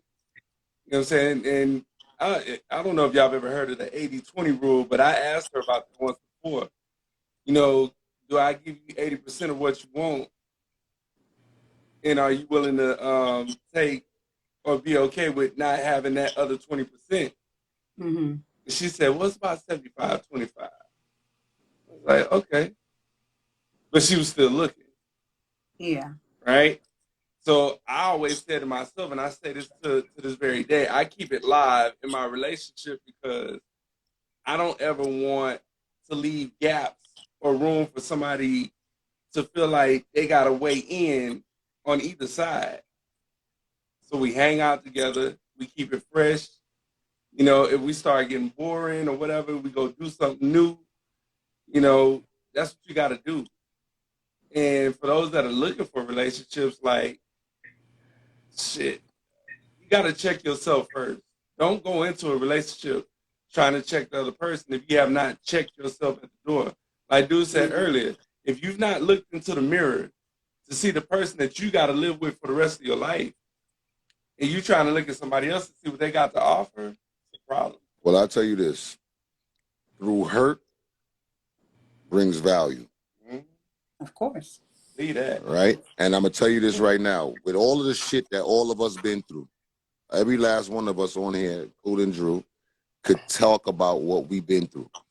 Right? And when you hurt like that, you start to understand what you deserve. Absolutely. And when you think about what you deserve, sometimes we put the standard way up here on what we deserve. But you ain't even And anybody who don't meet that standard, it be fuck them. Mm-hmm. But I'm gonna tell you this right now. I'm not like that. You might get a guy that your standard might be here. And you might get a guy that's here. And you ain't accepting it because he ain't meet it. Mm-hmm. And there he go. He going. He could have got there. He could have got there potentially. But you ain't give him a chance to. Yeah. So what happens is he lose interest. And he starts to back up. And then you start wondering what happened to that dude. You understand what I'm saying? So at the end of the day, you learn from your hurt, but also understand that what you deserve and where you put your standard is two different things. You deserve to be happy. You deserve to have a protector. You deserve to have a provider. You deserve to have somebody that supports you. Yeah. Now, do you deserve a nigga that's supposed to buy you Birkin bags and take you to Bora Bora and all that other shit? No. Now you putting the standard way higher than the average man can reach. Yeah. I keep saying a lot of women are doing that. Just You understand what I'm saying? He's You zoning in can't. on You the can't even 2%. reach it. Most of the people can't even reach it them damn selves. mhm. I don't do that though. I'm not saying you do it, and I'm not saying everybody does it. I'm just I saying know. that's Some women. It happens. Some women do it. Some women are in relationship where they feel not just they watch women, men themselves too. doing it. Men too. Yeah. But they have this high standards, and instead of just dealing with people and meet people where they are. Why you think some of these dudes, right? Why you think when they come into a relationship or they meet someone new, right? Let's not even say a relationship. Let's say a man just got a relationship, right? And he starts talking to some other girl and he likes her. She's, you know, she's cool. She got good energy and all of that stuff. Within the first month or two, sexually, they done did it all. Sexually, they done did it all. They done did all kind of crazy shit. Mhm. You know why? Because that's what he remembers from his past. He's picking up where he left off at. It's familiar. You So continue. now he want to come with this energy. Um, He coming with this energy because that's where he last left off at. He left off from getting head and nothing in the face and all of this crazy shit. No, that's a fact. Then he come to you and start all over again. Oh, But it's gonna take you a month to give me some head. It's gonna take me 3 months to get head. No, I need that tonight. mm. That's where it comes from. Mm-hmm. You understand what I'm saying? And that creates lust. He might like you and all that, but guess what? You ain't doing the crazy shit. I'm off this. Yeah, I got a question for y'all two, for the ladies, right? Would you be, if you saw a man that had potential, but didn't display all of the potential that you were looking for, would you be willing to pray over him to see if he can give you what you desire? Absolutely. Well, for me, I'm gonna say potential where. Well, because, oh. because he potential where. What we talking about? I'm gonna just say this to Drew first, because Yeah. Drew speaks from a personal standard, right? Mm-hmm. And I do that sometimes too. But you also have to understand that everybody does not look at God the way you look at God. That's a fact. You say a lot of things, and when you say it, you put God in it, which I can relate because that's me. Mm-hmm. But there's a lot of people on this live that gets up every morning and don't start their morning off with a prayer. Mm-hmm. There's many people on here that start their day off. They don't say thank you, God. They don't at any point in time do they do that. Yo, West one Ian though, by the way. So you when you speak into the masses, you can't implement God and everything because there's probably 40% of people that on here that don't believe what you believe. That's a fact. And that's why I try to speak on a straight path when it comes to that. If I'm reverting to myself, Mm-hmm. then I'll speak about God because that's what I believe in and that's what I deal with. Mm-hmm. So if I'm speaking within my own opinion, I speak about God. But if I'm speaking to the masses, I speak on a general basis. You notice that? Yeah. If I'm talking about me, yes. Like I said, when we talk about marriage, like she said, in Indian culture, in Jewish culture, they parents is picking out they mate for them. Yeah. You know why? Because they believe that their parents have the eye for the right person. Even in Africa, they do that. Mm. Their family is well mannered, well rounded. They financially stable. I need your son to marry my daughter. So it's coming off of good Intent. Intentions. right. You understand what I'm saying? So at the end of the day now, when you start talking about for marriage, for me, whoever I'm going to marry has to have God at the forefront Mm-hmm. because that's where I'm at with it. We gonna pray together. We gonna do all of these things together. We gonna do that. You understand? That's why I can't be with somebody that doesn't understand where I'm coming from with that. Mm-hmm. You understand? Mm-hmm. So Yeah. I mean, you could ask them personally if they pray. Potential weirdo. Because when you say because I'm keeping it real. I'm like I'm a grown woman. So when we talk about potential, what we talking about? You understand what I'm saying to you? Yeah, I'm a grown yeah. woman that had a child that went off to college. I'm grown. I'm no longer 20 or 30. Potential doesn't mean, you know, I meet a man. I don't want to hear potential at my age. That's why I said, bro. And I'm not speaking on finance either. So just understand what I'm saying, because it depends on what his understanding of things are. We could have, you know, so what potential are we talking about? Well, that's the Did he reason. did he take care of himself mentally? You get what I'm trying to say? So it's so many I'm with intricate you. things. But that's why I posed the question to y'all too, because like what D saw in me, and I was speaking from a personal, place, and I was speaking to y'all too, because I get what you're saying, right? Mm-hmm. When D got me, I was broken. But she told the world that the reason she stayed was because she saw the potential that I wasn't fully displaying. She had a conversation with God and she prayed over me, and now we're doing bigger and better things. You see what Well, I'm I saying? pray on everything I do. My footstep, I speak to my creator with my footstep in everything I do. Whether it's going to be a longevity situation, just by a conversation with a man, I pray on the situation.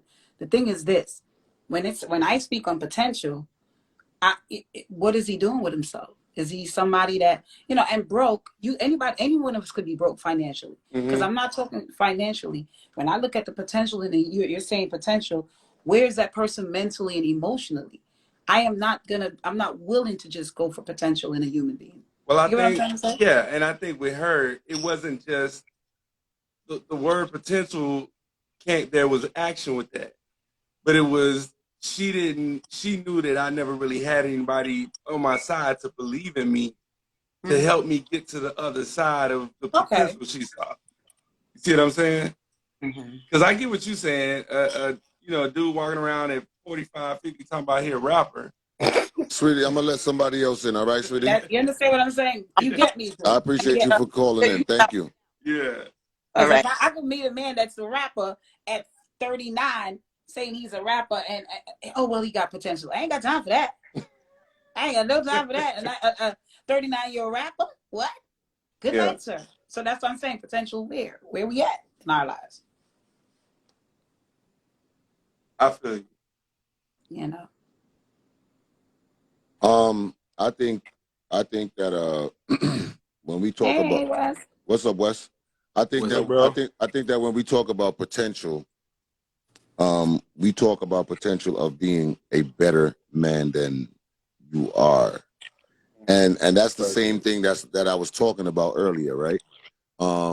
We talk about growth, we talking about progression, we talk about these things, right? Now you might meet a great man. Nobody on the face of this earth is ever going to be where they want to be because of natural human instinct, right? Now let's say, for example, my ultimate goal is to have $10 million. Along with that $10 million comes with new responsibility, new protection, new everything, right? And also new standards, right? Now, when I get to 10 mil, I'm not going to be comfortable with 10 mil. Now I want 20 20. mil. Yep. Mm-hmm. Because you might think, all right, 10 mil, all right, cool, blah, blah, blah, blah, blah, right? You thinking all of this, okay, 10 mil, that's mad money. You still got to live. And your lifestyle changes. Yeah. So you're never really where you want to be, is what I'm saying. You never really want to be. You could be comfortable. You could be, you know, in a good space. You could all of that. You could do all of that, but you never gonna be 100% where you want to be. So potential, for me, when I hear potential, is being a better person than I was yesterday. Mm-hmm. Now, I can't say that I want a girl that has the potential to start a life at this age, just starting to go to school. Let me just go to school. Let me just get a career. Let me just do. That's not the potential we're looking for. Yeah. We talking about people who we can grow with, that is on the standard that we are looking for, that could potentially be a better person than they was yesterday. I agree with that. Because So, somebody could be potentially, you know, they probably not that spiritually, they're not in tune, but they're willing to learn and sit with you and communicate with you. That's potential that I could say, okay, you know what, he's willing to understand and sit with me and you know, mentor, like, you know, whatever it is, he's willing to do it with me. Those are potential is acceptable. But if you're a rapper or if you just started this, no. Mm-mm. Mm-mm. yeah, so what's up, Wes? What's good, man? Y'all up real late. Oh, yeah. Tonight is one of those nights. Y'all One up of those real late. nights. So I got a question, but I'm tired of shit. So if I ain't making sense, then You look like you was working, by the way. Yeah, bro. I got the new shelf with a bunch of stuff here. You I'm don't even want to. gonna tell you right now, right? There's some people that don't need to play toxic as fuck. I'm just gonna put that out there. And I was privy to them. That's all I'm gonna say. Yo, I got the new stock in too, bro. So you're gonna get the other ones in this week. Thank you very much, sir. You're welcome. But go ahead. Let's get back to My question. Okay, so again, I apologize if I'm not making sense, but to piss my mom off during Christmas, I just started talking all this logically wild shit. So she was asking me like, "Yo, why aren't you bringing anybody by the house? When am I gonna get grandbabies?" All the normal mom questions, right? And I was like, "Yo, why are you asking me when I'm gonna bring a wife by or a girl by? What if I have multiple women?" She's like, "What do you mean by that? Whatever." I'm like, if it's the year 2022, right? And society wants us to believe that what anatomy says is your gender, you have a completely different choice, and we're just supposed to accept it, right? So if we're going to those extremes of anatomy doesn't even define who you are as a person, science doesn't define that, why are our relationship and love standards the same standards that have been placed for 500 years, maybe more or whatever? Like, why are we loving each other since the beginning of time? Since the beginning of time. Why are relationships the same rules as our great-great-grandparents when the world has changed? Like, they had to go on a voyage across the world in a boat that took like 5 years to go and come back. Yet we're flying around the country and have sex. We're connected. Y'all are in completely different cities and in different places of the world. And we're all having this conversation. People on here on this live know me as a person, has never met me in their life. And that's normal. But a relationship is still to the exact same standards as before. That doesn't make sense to me. Are you venturing into poly life, sir? Nah, to be honest, I said it to my mom to piss her off, but I don't know that I don't know that there's one woman that has provided everything that I was looking for. And maybe it's just simply that your partner, your wife, whatever, is not supposed to be everything to you. Well, that's well, see, like I said again, when it comes to me and my belief, the Bible says to put God first.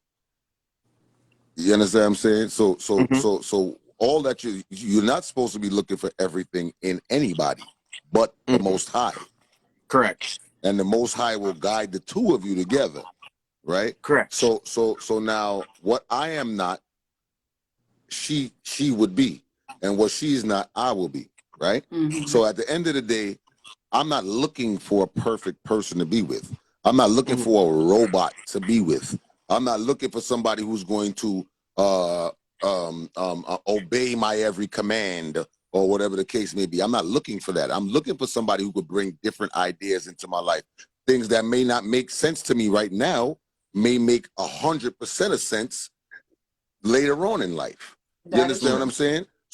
So we are individuals, right? And we're stuck in our own individuality because what we learn, we don't really want to compromise that for anybody else. And we always act like what we learned is law, right? And that's not always the case, because we could talk about the mistakes that parents made. We could talk about the mistakes that we made.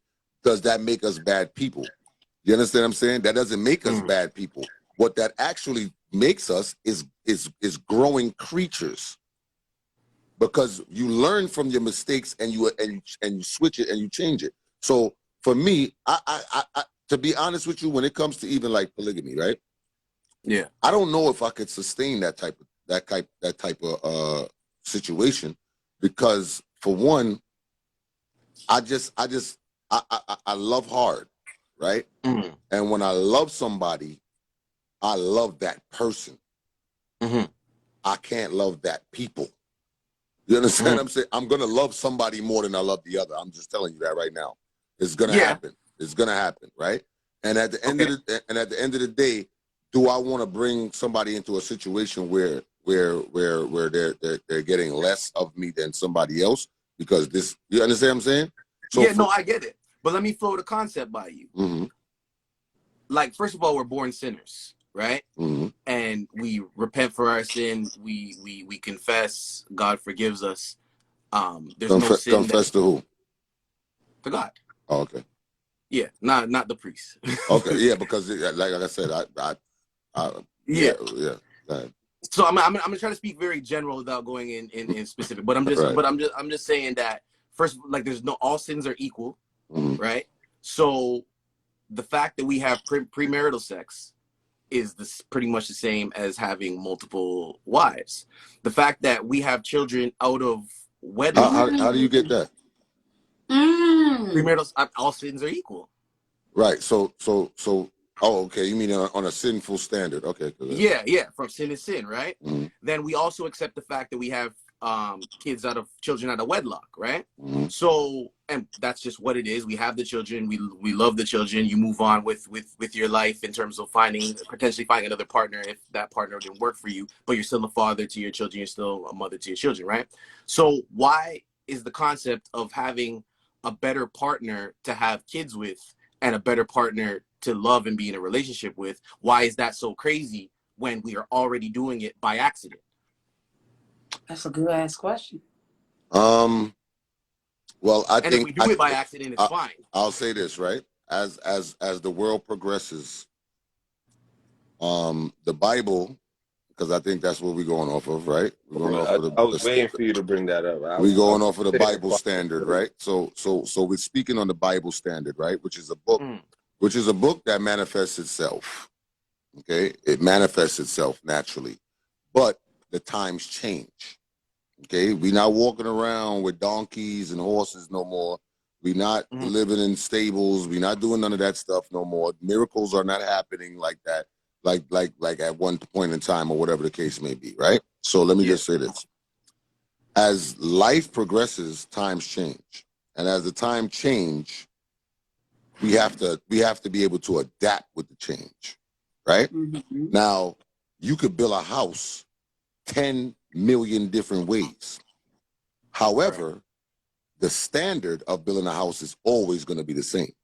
You have to start with the foundation first and work your way up, right? Mm-hmm. Now, that foundation is always going to remain the same.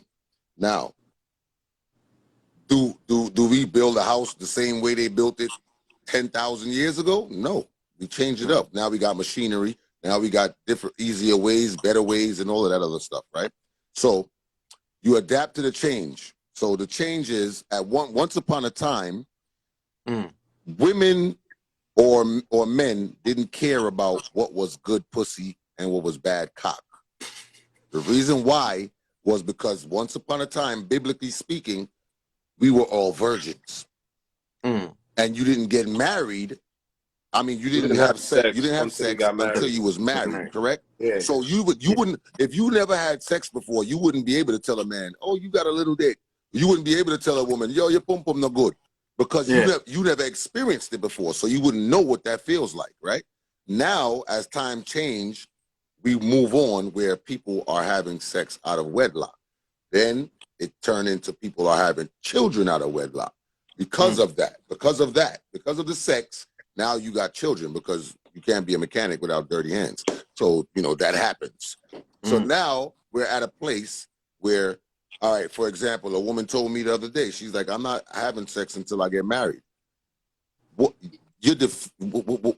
Why are you doing that? Because you're telling me that you're trying to preserve a tainted situation already. You understand what I'm saying? So you have a child, you done had sex with multiple people, you done had threesomes, all kind of stuff, all of this happened, and now the dude that comes into your life today has to wait until he marries you to find out if your vagina is horrible or not. What are we creating there? So at the end of the day, right? It's not about being because we live in a sinful world, period. Correct. Period. So there's nobody that is walking the face of this earth that is not going to sin under the laws of the Bible. Correct? Correct. Now, we also have moved on with life as it changes. So now we got to adapt to that moment. And the moment and the truth of it is you're probably not going to find a virgin unless she's 9 years old. So I'm going to sin naturally because I'm looking for my wife, right? So is your marriage tainted because you have a wife that you had sex with before? Is your marriage tainted because you married somebody that didn't get married, that had sex before the marriage? I'm a virgin, yeah. You understand what I'm saying? So we just got to move on with the times at the end of the day, because like I said, that Bible that was created and written, it was written for those times, although it still manifests itself up to the date. But that's where my confusion lies. If we accept new things as moving on with the times, what is to be preserved as this is the way that it is? The foundation, as I said. No, I get that. But what is the exact foundation? You saying that man and woman 1-to-1, that's the foundation, that's the first brick, that's the one that doesn't change?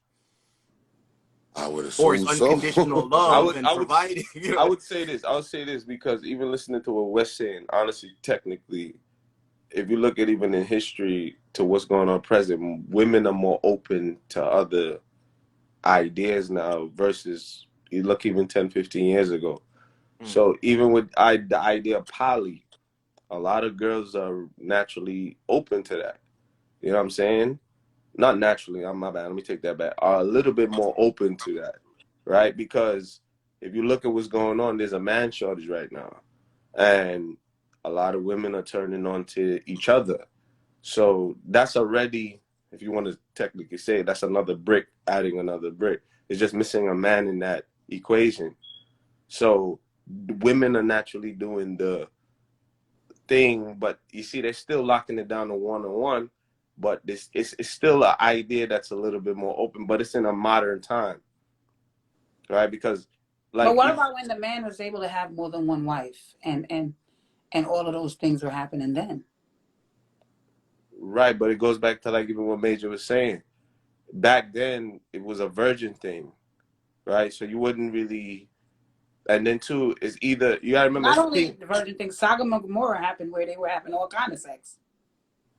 Well, that's in the Bible. And that's why it was destroyed. Yeah, that was just a whole But different. I'm just saying the act still happened then.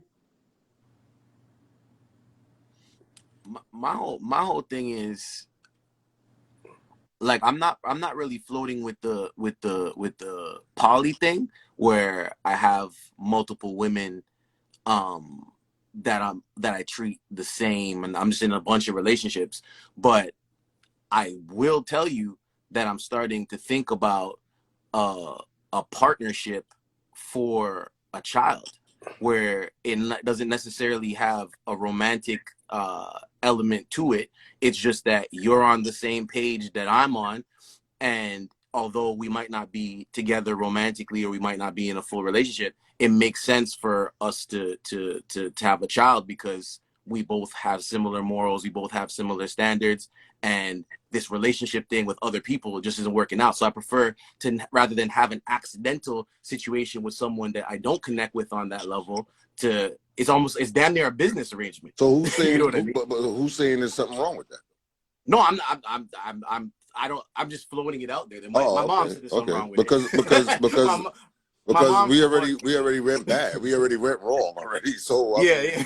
At this point, how is it wrong? Like, you know what I'm saying? Like, Yeah. But No, my mom don't like that idea. But even if y'all fall for the idea of the Bible, right, or what y'all was saying, a lot of the men in the Bible was and had multiple women. So that's why I said the desire of man never changed. But go yeah. ahead. So it's like is it technically wrong? Is it still wrong? I don't think it's wrong. I think it's just the makeup of man. That's why I never find it a big deal. My thing is with this is like this. Like even I was looking into the idea of poly like a while back, and I was thinking about it. Not even thinking about it, and I was just like, I can't do that right now because one, I don't even have the time for that, and two, the financial backing that you would have to create that to make sure, and then the leadership behind that. It's more than just fucking multiple chicks. Like, so if you can handle that and you could put the structure behind it and it could work and everybody's at peace, I would say go ahead. I don't shit. Like, remember, we live in new times. I believe that and I'm gonna just be very honest and straightforward, right? I wouldn't expect anything less. Exactly. I believe that you do what works for you. Yeah. Because getting into that conversation, it'll be an ongoing conversation, and it won't stop. It will not stop. So at the end of the day, you do what works for you. If people believe in poly or monogamy or polyandry or whatever, you do what works for you, right? Do what makes you happy, bro. At the end of the fucking day. But let's be honest. So, are we participating in those activities without even knowing it, though? Yes. Because we are doing it. Yes, because here's what: if a nigga got multiple, no, you're not. Listen, if a nigga got multiple chicks and they don't know each other, technically he is. They just don't. He is. Poly is a unified We understanding. understand, but that's the only difference. We're not gonna make an excuse for cheating, bro. I'm not talking about the cheating part, bro. What I'm just saying is a natural nigga who don't have no girlfriend but have multiple chicks, right? You're dating. Huh? You're dating. Right. Poly in the closet. What? But what I'm saying is poly in the closet. That's what I call it. Y'all right, but it still have some of the similar ideas. It is. It does. It does have some of the similar. Y'all are doing the same thing. It's some of the similar. The only difference is y'all are doing the same thing. What are you talking about? Listen. The only difference is all these chicks either don't know each other, didn't sign up for this. Brother, hold on, let me just say this. If you're not committed to anyone, nobody has to know anybody. It's not a commitment. That's what I'm trying to explain to you. You're dating. If you're dating and you're not committed to one person, I don't owe anybody any obligation to tell them about anything that I'm doing, because guess what? I'm not committed to you. Now, if I'm committing to somebody and I got other people, that's cheating. Right. So, and if I'm poly both people know about each other, and we might even live in the same house. Those are 3 different instances I just gave you, bro. If Right. a woman, if a woman is not your woman, if she's not committed to you, and she says, yeah, I don't think I could see you tonight because I'm going on a different date. I'm going on a date with somebody. You have absolutely no reason to be upset. Facts. What are you upset about? She's not committed to you, bro. And that's what men tend to think or do, right? Because at the end of the day, right, you are dating a woman, right? And you might be dating multiple women, and you might have this one that you're more serious about. Now, if you commit to this woman, right, because what's going to happen is you're only going to commit to a woman that you feel has value, right? Mm. So when you commit to this woman that has value, you're trying to commit to her because you want to take her off the market. Because you know that she has value. So you taking her off the market. Just like when people go and lay away on something. They done made 1,000 of them motherfuckers. Why you laying away on this one? Because it's probably the last one in the store. You understand what I'm saying? And you don't want nobody to come get it. So I'm going to put a little $25 on that so nobody could get it. You understand what I'm saying? So at the end of the day, you're trying to take this woman off the market because you feel like this is the woman that you need. So now you start brushing everybody else off. Yo, I'm good. It's respectfully, I appreciate it, but I'm good. Now you lock in with this girl. That's totally different from what we're talking about right now. You understand what I'm saying? So you made you touched on a topic earlier. You were talking about the hunt, right? Mm-hmm. The hunt. What does the hunt have anything to do with a relationship? No. So, is it possible for a man to want a relationship, desire a relationship, be fully I want to use the word committed loosely, responsible, let's say, responsible to providing in that relationship and still have the desire to hunt? Yes. Of course. So then should that man not be in a relationship or be in a relationship? Whatever works for them. Right. Because for them meaning that the woman has to approve of no. Whatever the agreement is Let's between male and female. Let's just be honest, right? And let's just be open and transparent. Because the times we're living in is different. What we're speaking on is biblical standard. Mm-hmm. That's what we're speaking on right now. We're speaking on Western standard, on biblical standard. There's nothing wrong with what you're saying in Nigeria. There's nothing wrong with what you're saying in Yemen. There's nothing. You understand what I'm saying to you? So we're speaking on our tradition and we're speaking on our belief. Not everybody believes that. So if you're gonna, and that's what I'm trying to tell you about foundation, right? If we're going off of biblical terms, if we're going off of our tradition and our standards, then you have to stick to that standard. You can't take, let's say for example, Christianity and put it in the middle of Muslim or Islam. You understand what I'm saying? You can't do that. It's not going to work because it's 2 different beliefs. It's 2 different ways of life. You understand what I'm saying? So at the end of the day, that's why I said the foundation still stays the same. You still build a house the same way you build a house. You understand what I'm saying? You got to start with the basement and work your way up.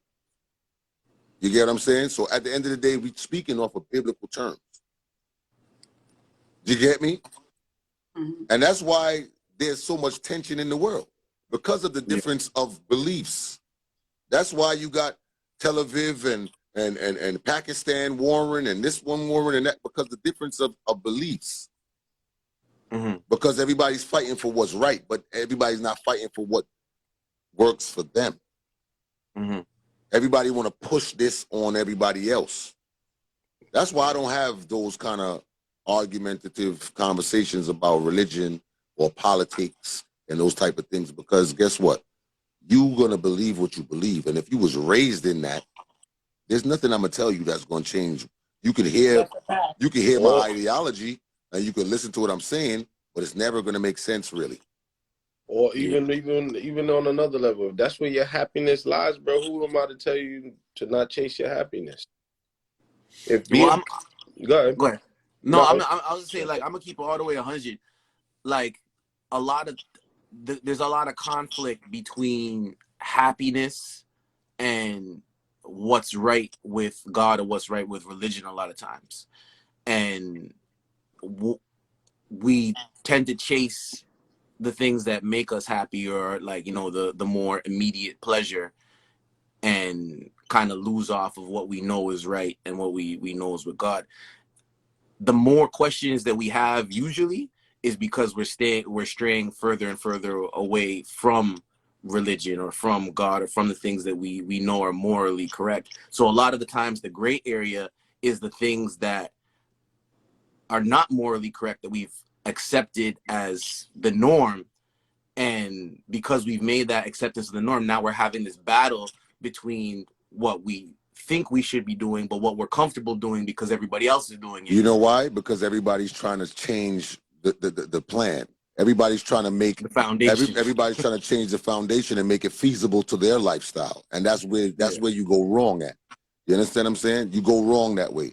Because can I be a Christian killer? you could remix it away where you definitely like I kill people, but I'm Christian. Does that make sense? When the Bible specifically says thou shalt not kill? You see that, and that's where the hypocrisy comes in at, and that's why you have so many pastors and people out there changing up everything and doing dumbness and making people second guess what we already know. You understand what I'm saying? Rubbing spit on people's face, beating people with belts, all of these type of stuff. Where does this come in at? Because you're making it feasible for your lifestyle instead of going by the guidelines. Now, you have never heard of Muslims saying, you know what, we Muslim, but who's to say we can't be gay? Who's to say eating pork that we can't eat pork? Because this is the mentality of human nature. We feel like we could come on. All right, so we life has been going on way before any of us was here. Now we come here, we have lifestyles, we have certain things that we want to do, but it's against those guidelines. So now we try to change it for the better, to fit us. You ever see people take scriptures out of the Bible to make a valid point, but the rest of the Bible doesn't make any sense? But that scripture that they use validates their point. You ever notice that? Mm-hmm. Yeah. You ever see people say, honor their mother and father for their days really longer? They saying that because they want their kids to listen to them, but they're not showing the value, and they're not showing the standard of the rest of what the word is saying. Yeah. Because that's what you call hypocrisy. You understand what I'm saying? I'm making this to be feasible, to make my point, but the rest of the Bible is null and void. I think that everyone is doing that nowadays. Every religion. And that's where you lose the actual foundation. That's where you lose it. Because at the end of the day, if I'm gonna tell you thou shalt not kill, what's up with the other 10, the other 9 commandments? You just telling me thou shalt not kill. Why? Because I got a gun in your face? What about God? What about the thou shalt not covet thy neighbor's wife? What about all of those other things? I might have a gun in your face because you try to screw my wife. Nah. You understand what I'm saying? So we can't be we can't be hypocrites to make our points feasible. That's all I'm saying. You understand what I'm saying? And if that's the guideline that you choose to follow, then you got to follow it as to the best of your knowledge, and not to just make things valid to your point.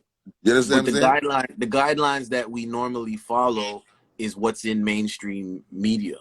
what's in movies, what's in music, what's in, like, I'm gonna keep it 100. I'm not gonna lie. A lot of the things, the ideologies and stuff that I picked up as a kid to teenager was taught to me through hip hop and reggae music. The me being a womanizer, a player, whatever, is because the most successful rapper did it. Cartel kept talking about it. Whether I actually wanted that in my heart of hearts didn't matter. It was what was like made me the cool person or whatever. If we were growing up in communities where the Bible and religion was the teaching and the norm, I feel like the whole standard of these situationships and the breakdown of the family household or whatever is primarily because we let media guide what we think is the norm. You know what I mean? Well, we was raised in an era where all right, and a culture where murder is glorified, having multiple women is glorified, making a lot of children is glorified with whoever, right? So all of these things is glorified, right? Because if you listen to any song, especially in dancehall, what are the three or four or five topics that we talk about? Hip hop too, bro. Huh? Hip hop too, yeah. Yeah, but I'm just saying, of course, because our culture, I get right. it. But Killing I'm just saying, smoking, period. weed, Right? drinking, Exactly, right? So dancing. So what in you told you that was not okay? My mother, my Okay. mother from I was born telling me that those are the wrong things to do, and then somehow I thought that I could listen to the music and separate my actions and what my mindset was from the music, which some of it's obviously going to seep in. Okay. So now, as a grown man living on your own, put away everything that your mother told you. Mm. What in you tells you that that's not the way you're supposed to live? Well, still like the foundation of religion and my mother. That's the two things that as a grown man I still carry with me. Yeah, but you can still say to yourself you want to make your own choices, correct? 100% my own choices, but the foundation is there from those two things. Absolutely. And it's and that structure, foundation, yeah. that foundation is going to be there. But as a man going into the world, because the Bible says, so shall a man leave his mother and father and become one with his wife. That's what the Bible says, right? Mm. All right. So you're out on your own now, right? Mm. And you have a conscience regardless. So do you believe that your conscience come from your mother and your father's teachings as well? No, there's definitely a spiritual element to it that is, I would say, is straight God, spirit, however you want to, what you call it, that's separate from religion as well. Okay, so when you are making decisions in life, what helps you to make the better choice than the worst choice? The moral code and your intuition. But like exactly same thing. Spirit, like I have like you can call it energy, you can call it God, you can call it the Holy Spirit, you can call it whatever, like, but there's a certain moral thing that's not necessarily like, oh, I learned that this was wrong. There's something that's just in my heart that I can't do certain shit as well. Right. So that's what I'm saying. You have your own intuition, regardless of what you were taught. Because a lot of us were taught certain things and got far away from that. Mm-hmm. You understand what I'm saying? You have your own spiritual intuition. And regardless of what we were listening to in that music, at some point in time you became a person of your own that said, nah, that's not cool. Yeah, like 100%. And it was even there when I was listening to the music. Like, I never murder nobody, but at the same time, I didn't want anybody to feel to me a pussy either. Like, you know what I mean? Like, I never kill you, but I have to defend my thing because the music said. Of course. You know what I'm saying? Of course. Of course. So that's what I'm trying to tell you. Regardless of what we were taught from our parents, regardless of the music that we listen to, your spiritual intuition will tell you exactly what you need to be doing, what you not need to be doing. You understand what I'm saying? Yeah. So I guess I'm gonna like I came on here to just ask questions and like same way I was trying to piss my mom off, just poke the bear, listen, like get questions out to the room, and I'm gonna Right. kind of end on saying, although I may be a little bit confused at times as to what to follow, at the end of the day, the choice that what I was asking you about with making this and that decision based on society, there's certain choices that we can make that will work better based on the way that we're living our lives right now. Mhm. But those choices are not usually in alignment with what's moral. And Well, I'll say this. Mm. The race is not for the swift, but who can endure it. Mhm. We don't live for society. That's number one.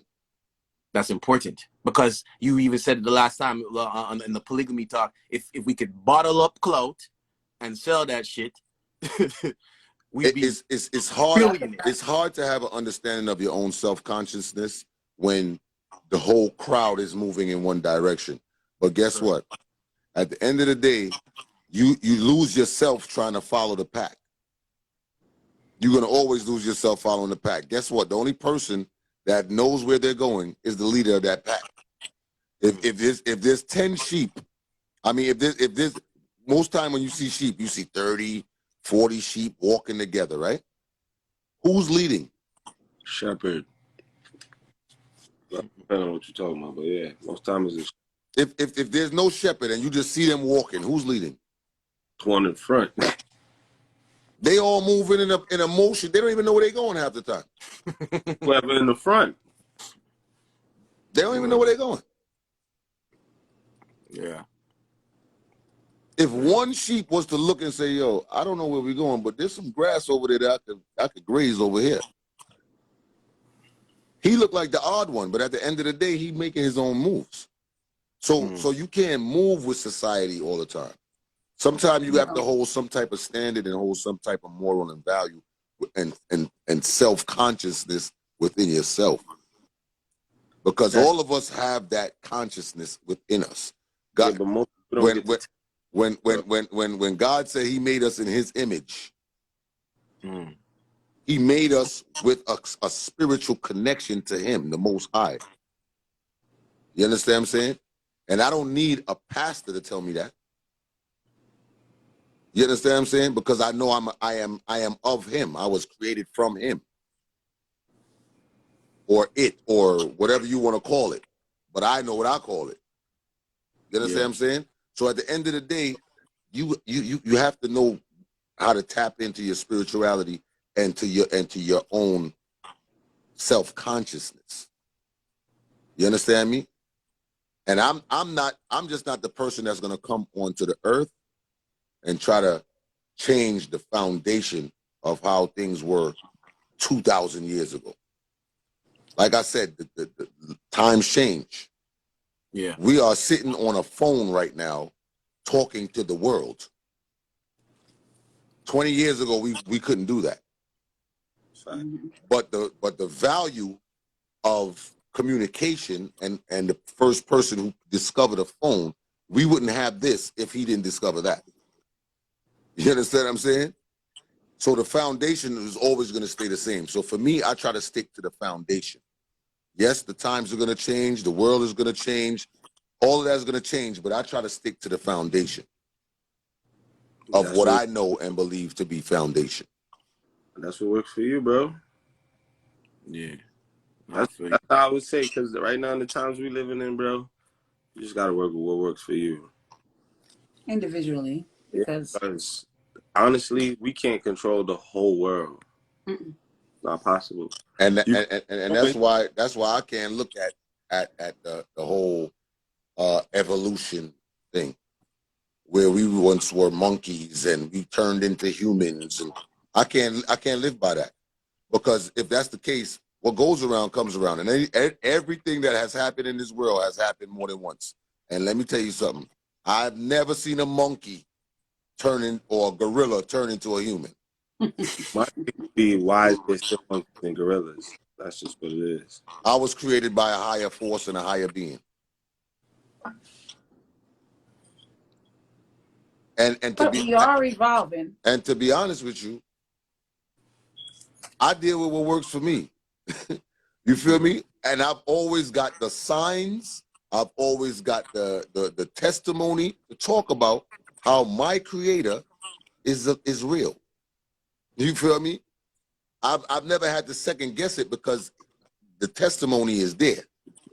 When I felt like doors were closed and there was no other option, there was a way that was open for me.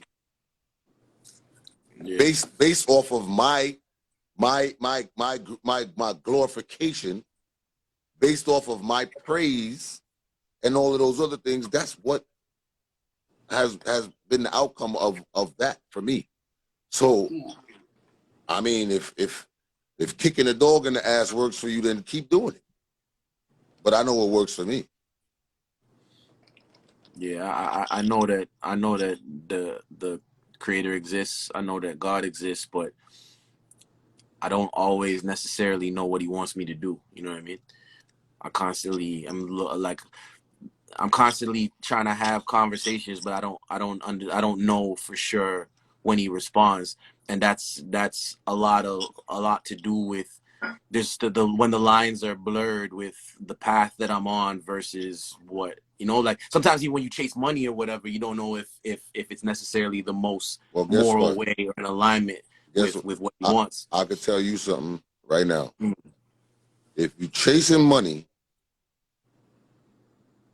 that's not what he wants you to do. Because your purpose will provide for you. Mm. Your purpose will bring that money. It's a fact. You understand what I'm saying? Your purpose, your gift, your talent, whatever your purpose is on this earth, it's going to bring revenue, period. That's a fact. Period. So you jumping over your purpose to get something that is already going to be provided for you through your purpose. So the clarity that you need is what your actual purpose is. That's the conversation you need to be having. And you got to tap into your spirituality with that. Yeah, with your purpose. Now, you know me for years, Wes. You was the first dude. You was the first dude to ever bring me to Canada.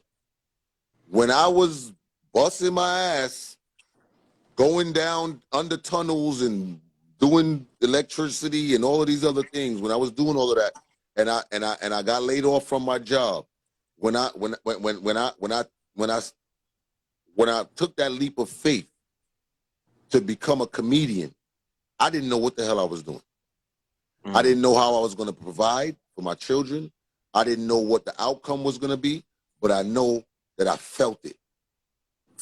I felt it within my heart that this is what I was supposed to be doing. Now, remember, I've been a musician since I was 8, playing 8 different instruments, going on shows with my grandfather, touring and doing all of these things at 8 years old. So for me, it was a little rougher for me because that's what I learned at a young age. So that's what I thought my purpose was. Then I became a DJ, and I toured the world being a DJ. And then I thought that's what my purpose was. Then I started singing and creating music and becoming a producer. And then I felt maybe this is what I'm supposed to do. But guess what? Not until your back is against the wall and you have no other choice, that's when he makes things clearer for you. That's you. Because let me tell you something. When I became a comedian, I didn't know the value of it. I didn't know what I was doing. I didn't know. I stood on stage, didn't write down not one joke, and I just went on stage and I was just being myself. Just being myself. And for like 3 hours. And it wasn't about the music. I mean, it wasn't about the money, because you know what I charged you when I first came to Canada. I think I charged you like $300 or $500 the first time I came there. So it wasn't about the money for me. You understand what I'm saying? Later on, I understood the value of what I'm doing. I understand the value. You understand? So at the end of the day, it wasn't never about the money for me. I didn't have a clue on how I was going to provide for my children. I didn't have a clue on how my bills was going to get paid. I didn't have a clue on if I was going to ever own a house. When was I going to own a house? When was I going to get a vehicle? When would I be able to pay my bills without thinking that, damn, I got this much left. How am I dealing with next month? None of that. None of that. It is not until God opened my eyes and said, listen, you're talented. And I instilled all of these talents in you. But you know what I look at my journey as to be? A stepping stone. Because guess what? There is no job more difficult than being a public speaker. And add making people laugh on top of that. So you know what my journey was? To be able to go on stage at 7 years old, playing a trombone or playing a saxophone, and then go into a crowd of people behind turntables and going to Germany and going to Japan and all of these places in front of 40,000 people, festivals. You know what that was grooming me for? For what I am today. Right now. The person that can stand up on a stage with no music behind me, no DJ behind me, no instrument behind me, just me, my confidence, my gift, and that microphone. You know, when I get on stage, you know how I do. We done did multiple shows together where we had 2 shows in one night, 3 shows in one night, and I look to the curtain and Wes is like, we got another show. Get off. Because I'm just being who I am. I'm not thinking about the check. I'm not thinking about how much money I'm going to make when I leave here. I'm thinking about those people leaving here satisfied, happy, and uplifted and inspired. That's what I'm thinking about. So if you're thinking about the bread, then you starting off wrong right there. Yeah. Because you know why? You have the ability to bring a crowd. You have the ability to formulate a team. You have the ability to be a leader. You have the ability to organize certain things. And the money came because of that talent that you had. Not everybody could do that, bro. Right. Not everybody could do that.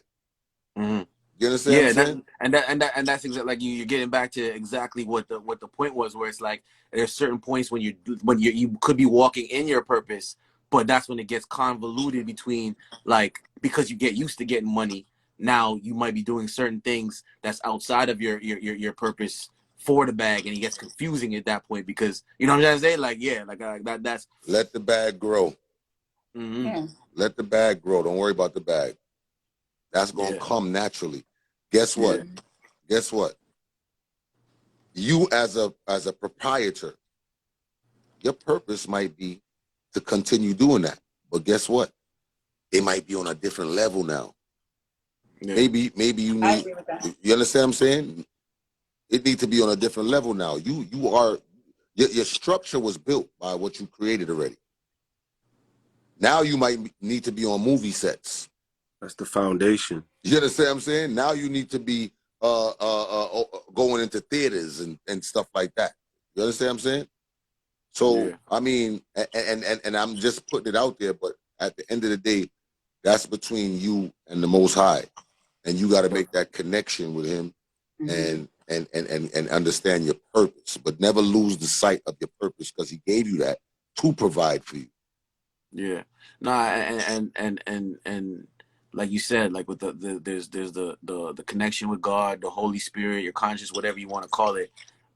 The reason why I even brought this up, or having, like, I'm not out of sync with when something feels off. You know what I'm saying? Like, and that's why I'm constantly, yo, bro, I'm the most confident person when you talk to me about any conversation. I'd be totally confident, but I also am in my head questioning myself all the time, and it's not necessarily because it's like confidence and questioning myself have nothing to do with each other. It's just always kind of like trying to make sure that I'm secure in the right path. And all right, so let me say this, right? In sync with God. Let me say this with you. You know why Instagram is lasting so long? Why? Because of comfortability. We as human beings, once we learn something and we get comfortable with it, we don't want to switch to nothing else. Facts. We don't want to switch to nothing else. You understand me? If a new platform come out right now, it's going to take a while for everybody to say, we fucking with that over there. You ever tried to get your followers or your listeners or whoever to go over to another platform to follow you?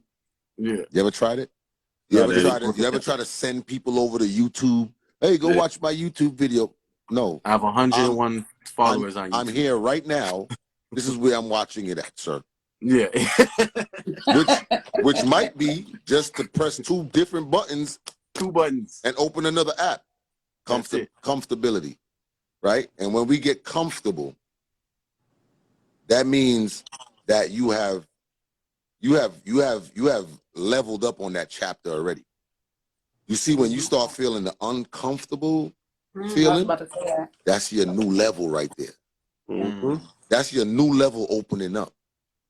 Now, when your new level open up, you're going to get uncomfortable. You're going to get confused, but you still got to keep that foundation. You still got to keep that.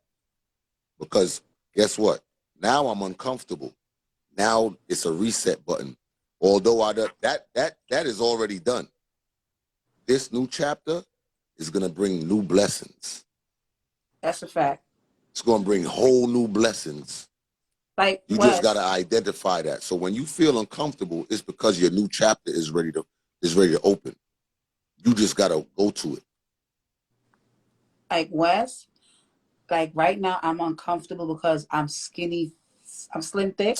Good night. But this summer, I'm going to be slim.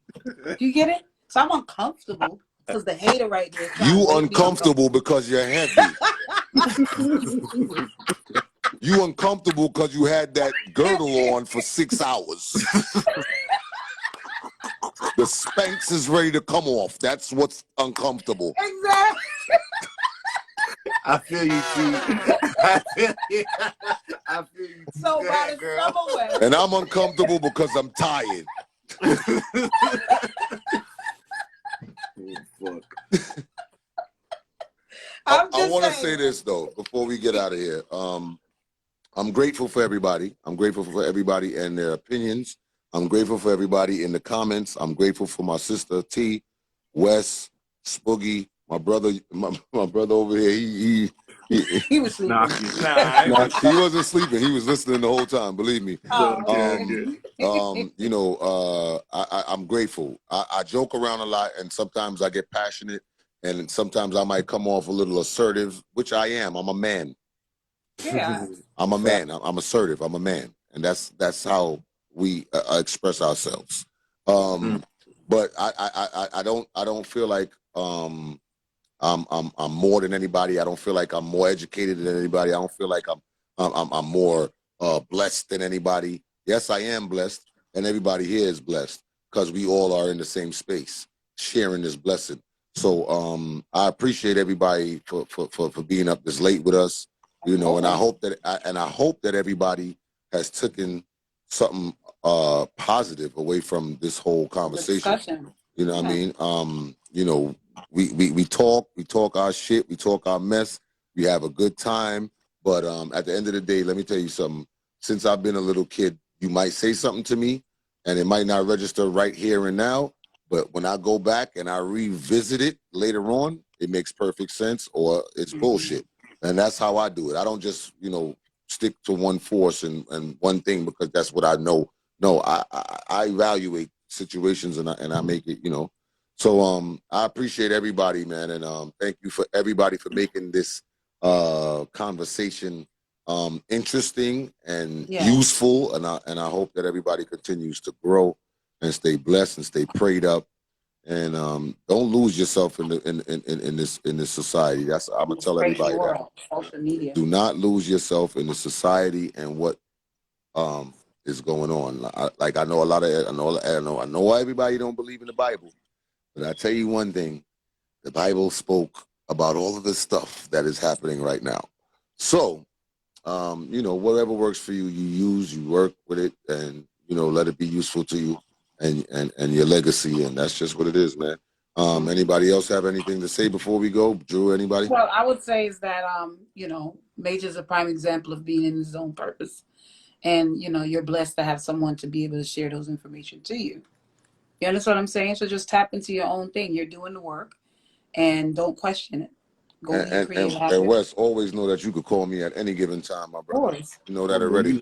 you know I take full advantage of that, man. Absolutely. But yeah, it's like I think that the like 2 years of not being on road, I took over 100. No, you know, I took over 100 flights in 2019. You probably took 200 flights, but the go. I took 9 flights before we locked down, and I've been locked down for almost 2 years since. Next month is gonna be 2 years, and self-reflection was already a thing of mine, but that's time 100 right now. You know what I mean? Well, Yeah. Wes, I want you to walk 100. away just thinking about this. The 2 years that we've been in the pandemic, and you've been home and you've been questioning yourself. Look at the fact that you created a brand, you and Major, and you guys are still going and still moving. So pay attention to that. That's growth. For sure. And also, it's something that you would have never done on your own time. Exactly. So sometimes, Yeah, because You'd have been doing shows. sometimes life has to slow us down for us to really understand where we're going. Well, Exactly. next step. 100%. Exactly, Spooky. Sometimes we just give thanks for the process, you know. Mm-hmm. Yeah, man. Because look at me now. My girls are back out in these streets. They've been locked away for 12 years, and now they free. Fucking true. Drew just popped back on the screen. Nah, man, but I love y'all for real. Yeah, man, much love. I love. Let me tell you something, man. I'm gonna keep it real with you. I love my platform. I love the way we utilize it.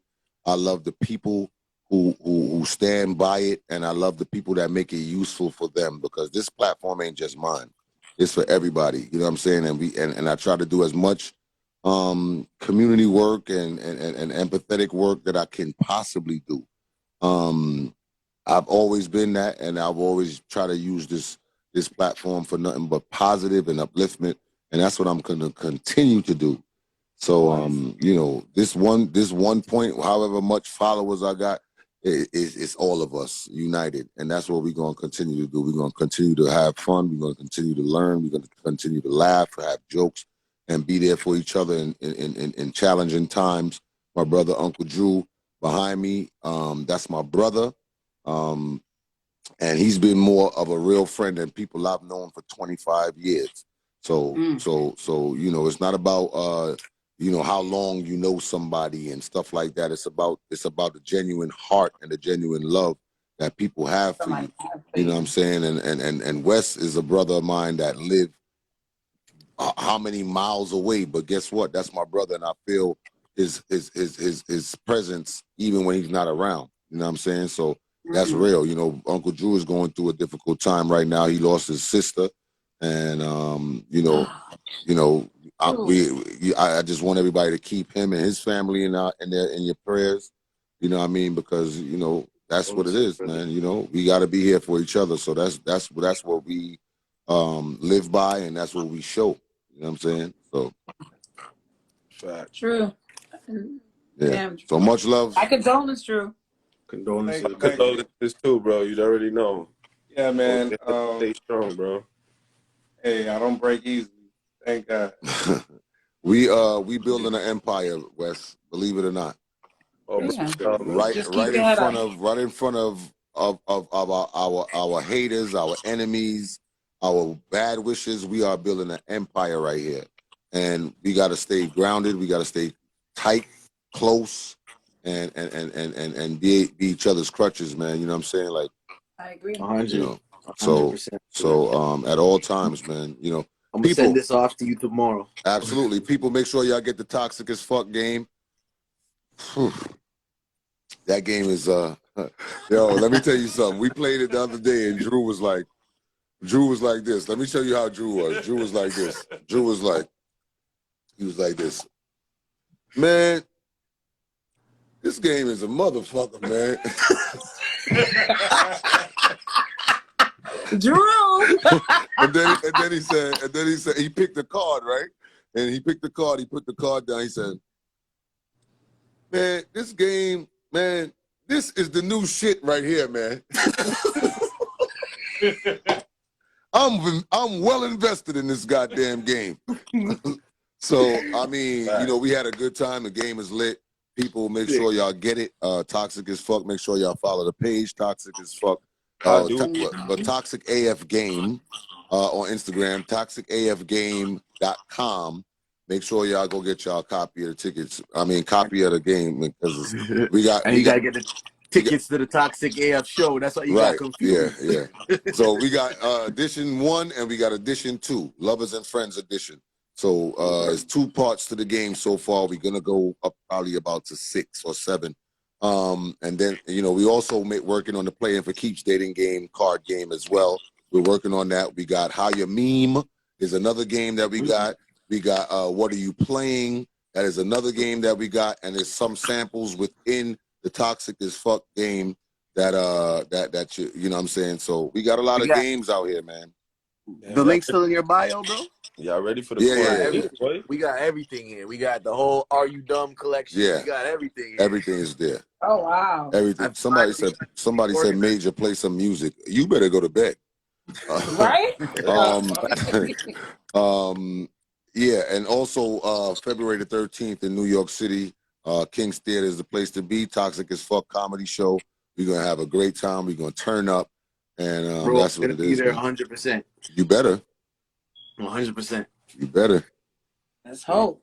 So we're gonna have a good time. We're gonna turn up. We're gonna continue to do what we do and stay positive.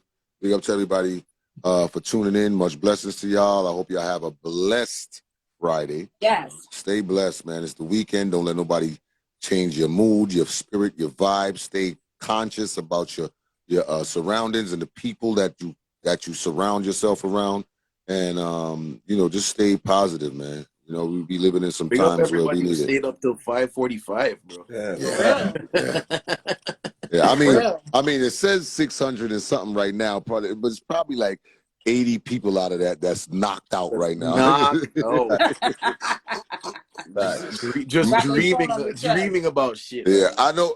Hey, every time we stay up this late, my followers jump in my DM and be like, "Yeah, I'm at work, tired. Thank you, Major. Thank you very much. I'm falling asleep at my desk." That's gonna be me. I got a meeting at 7:30. That's that. Wow. Hour and a half from now, bro. Woo. Well, all the best, y'all. I appreciate y'all, and God bless y'all. Have a good one. All right. Peace. Bless up. Bye, y'all.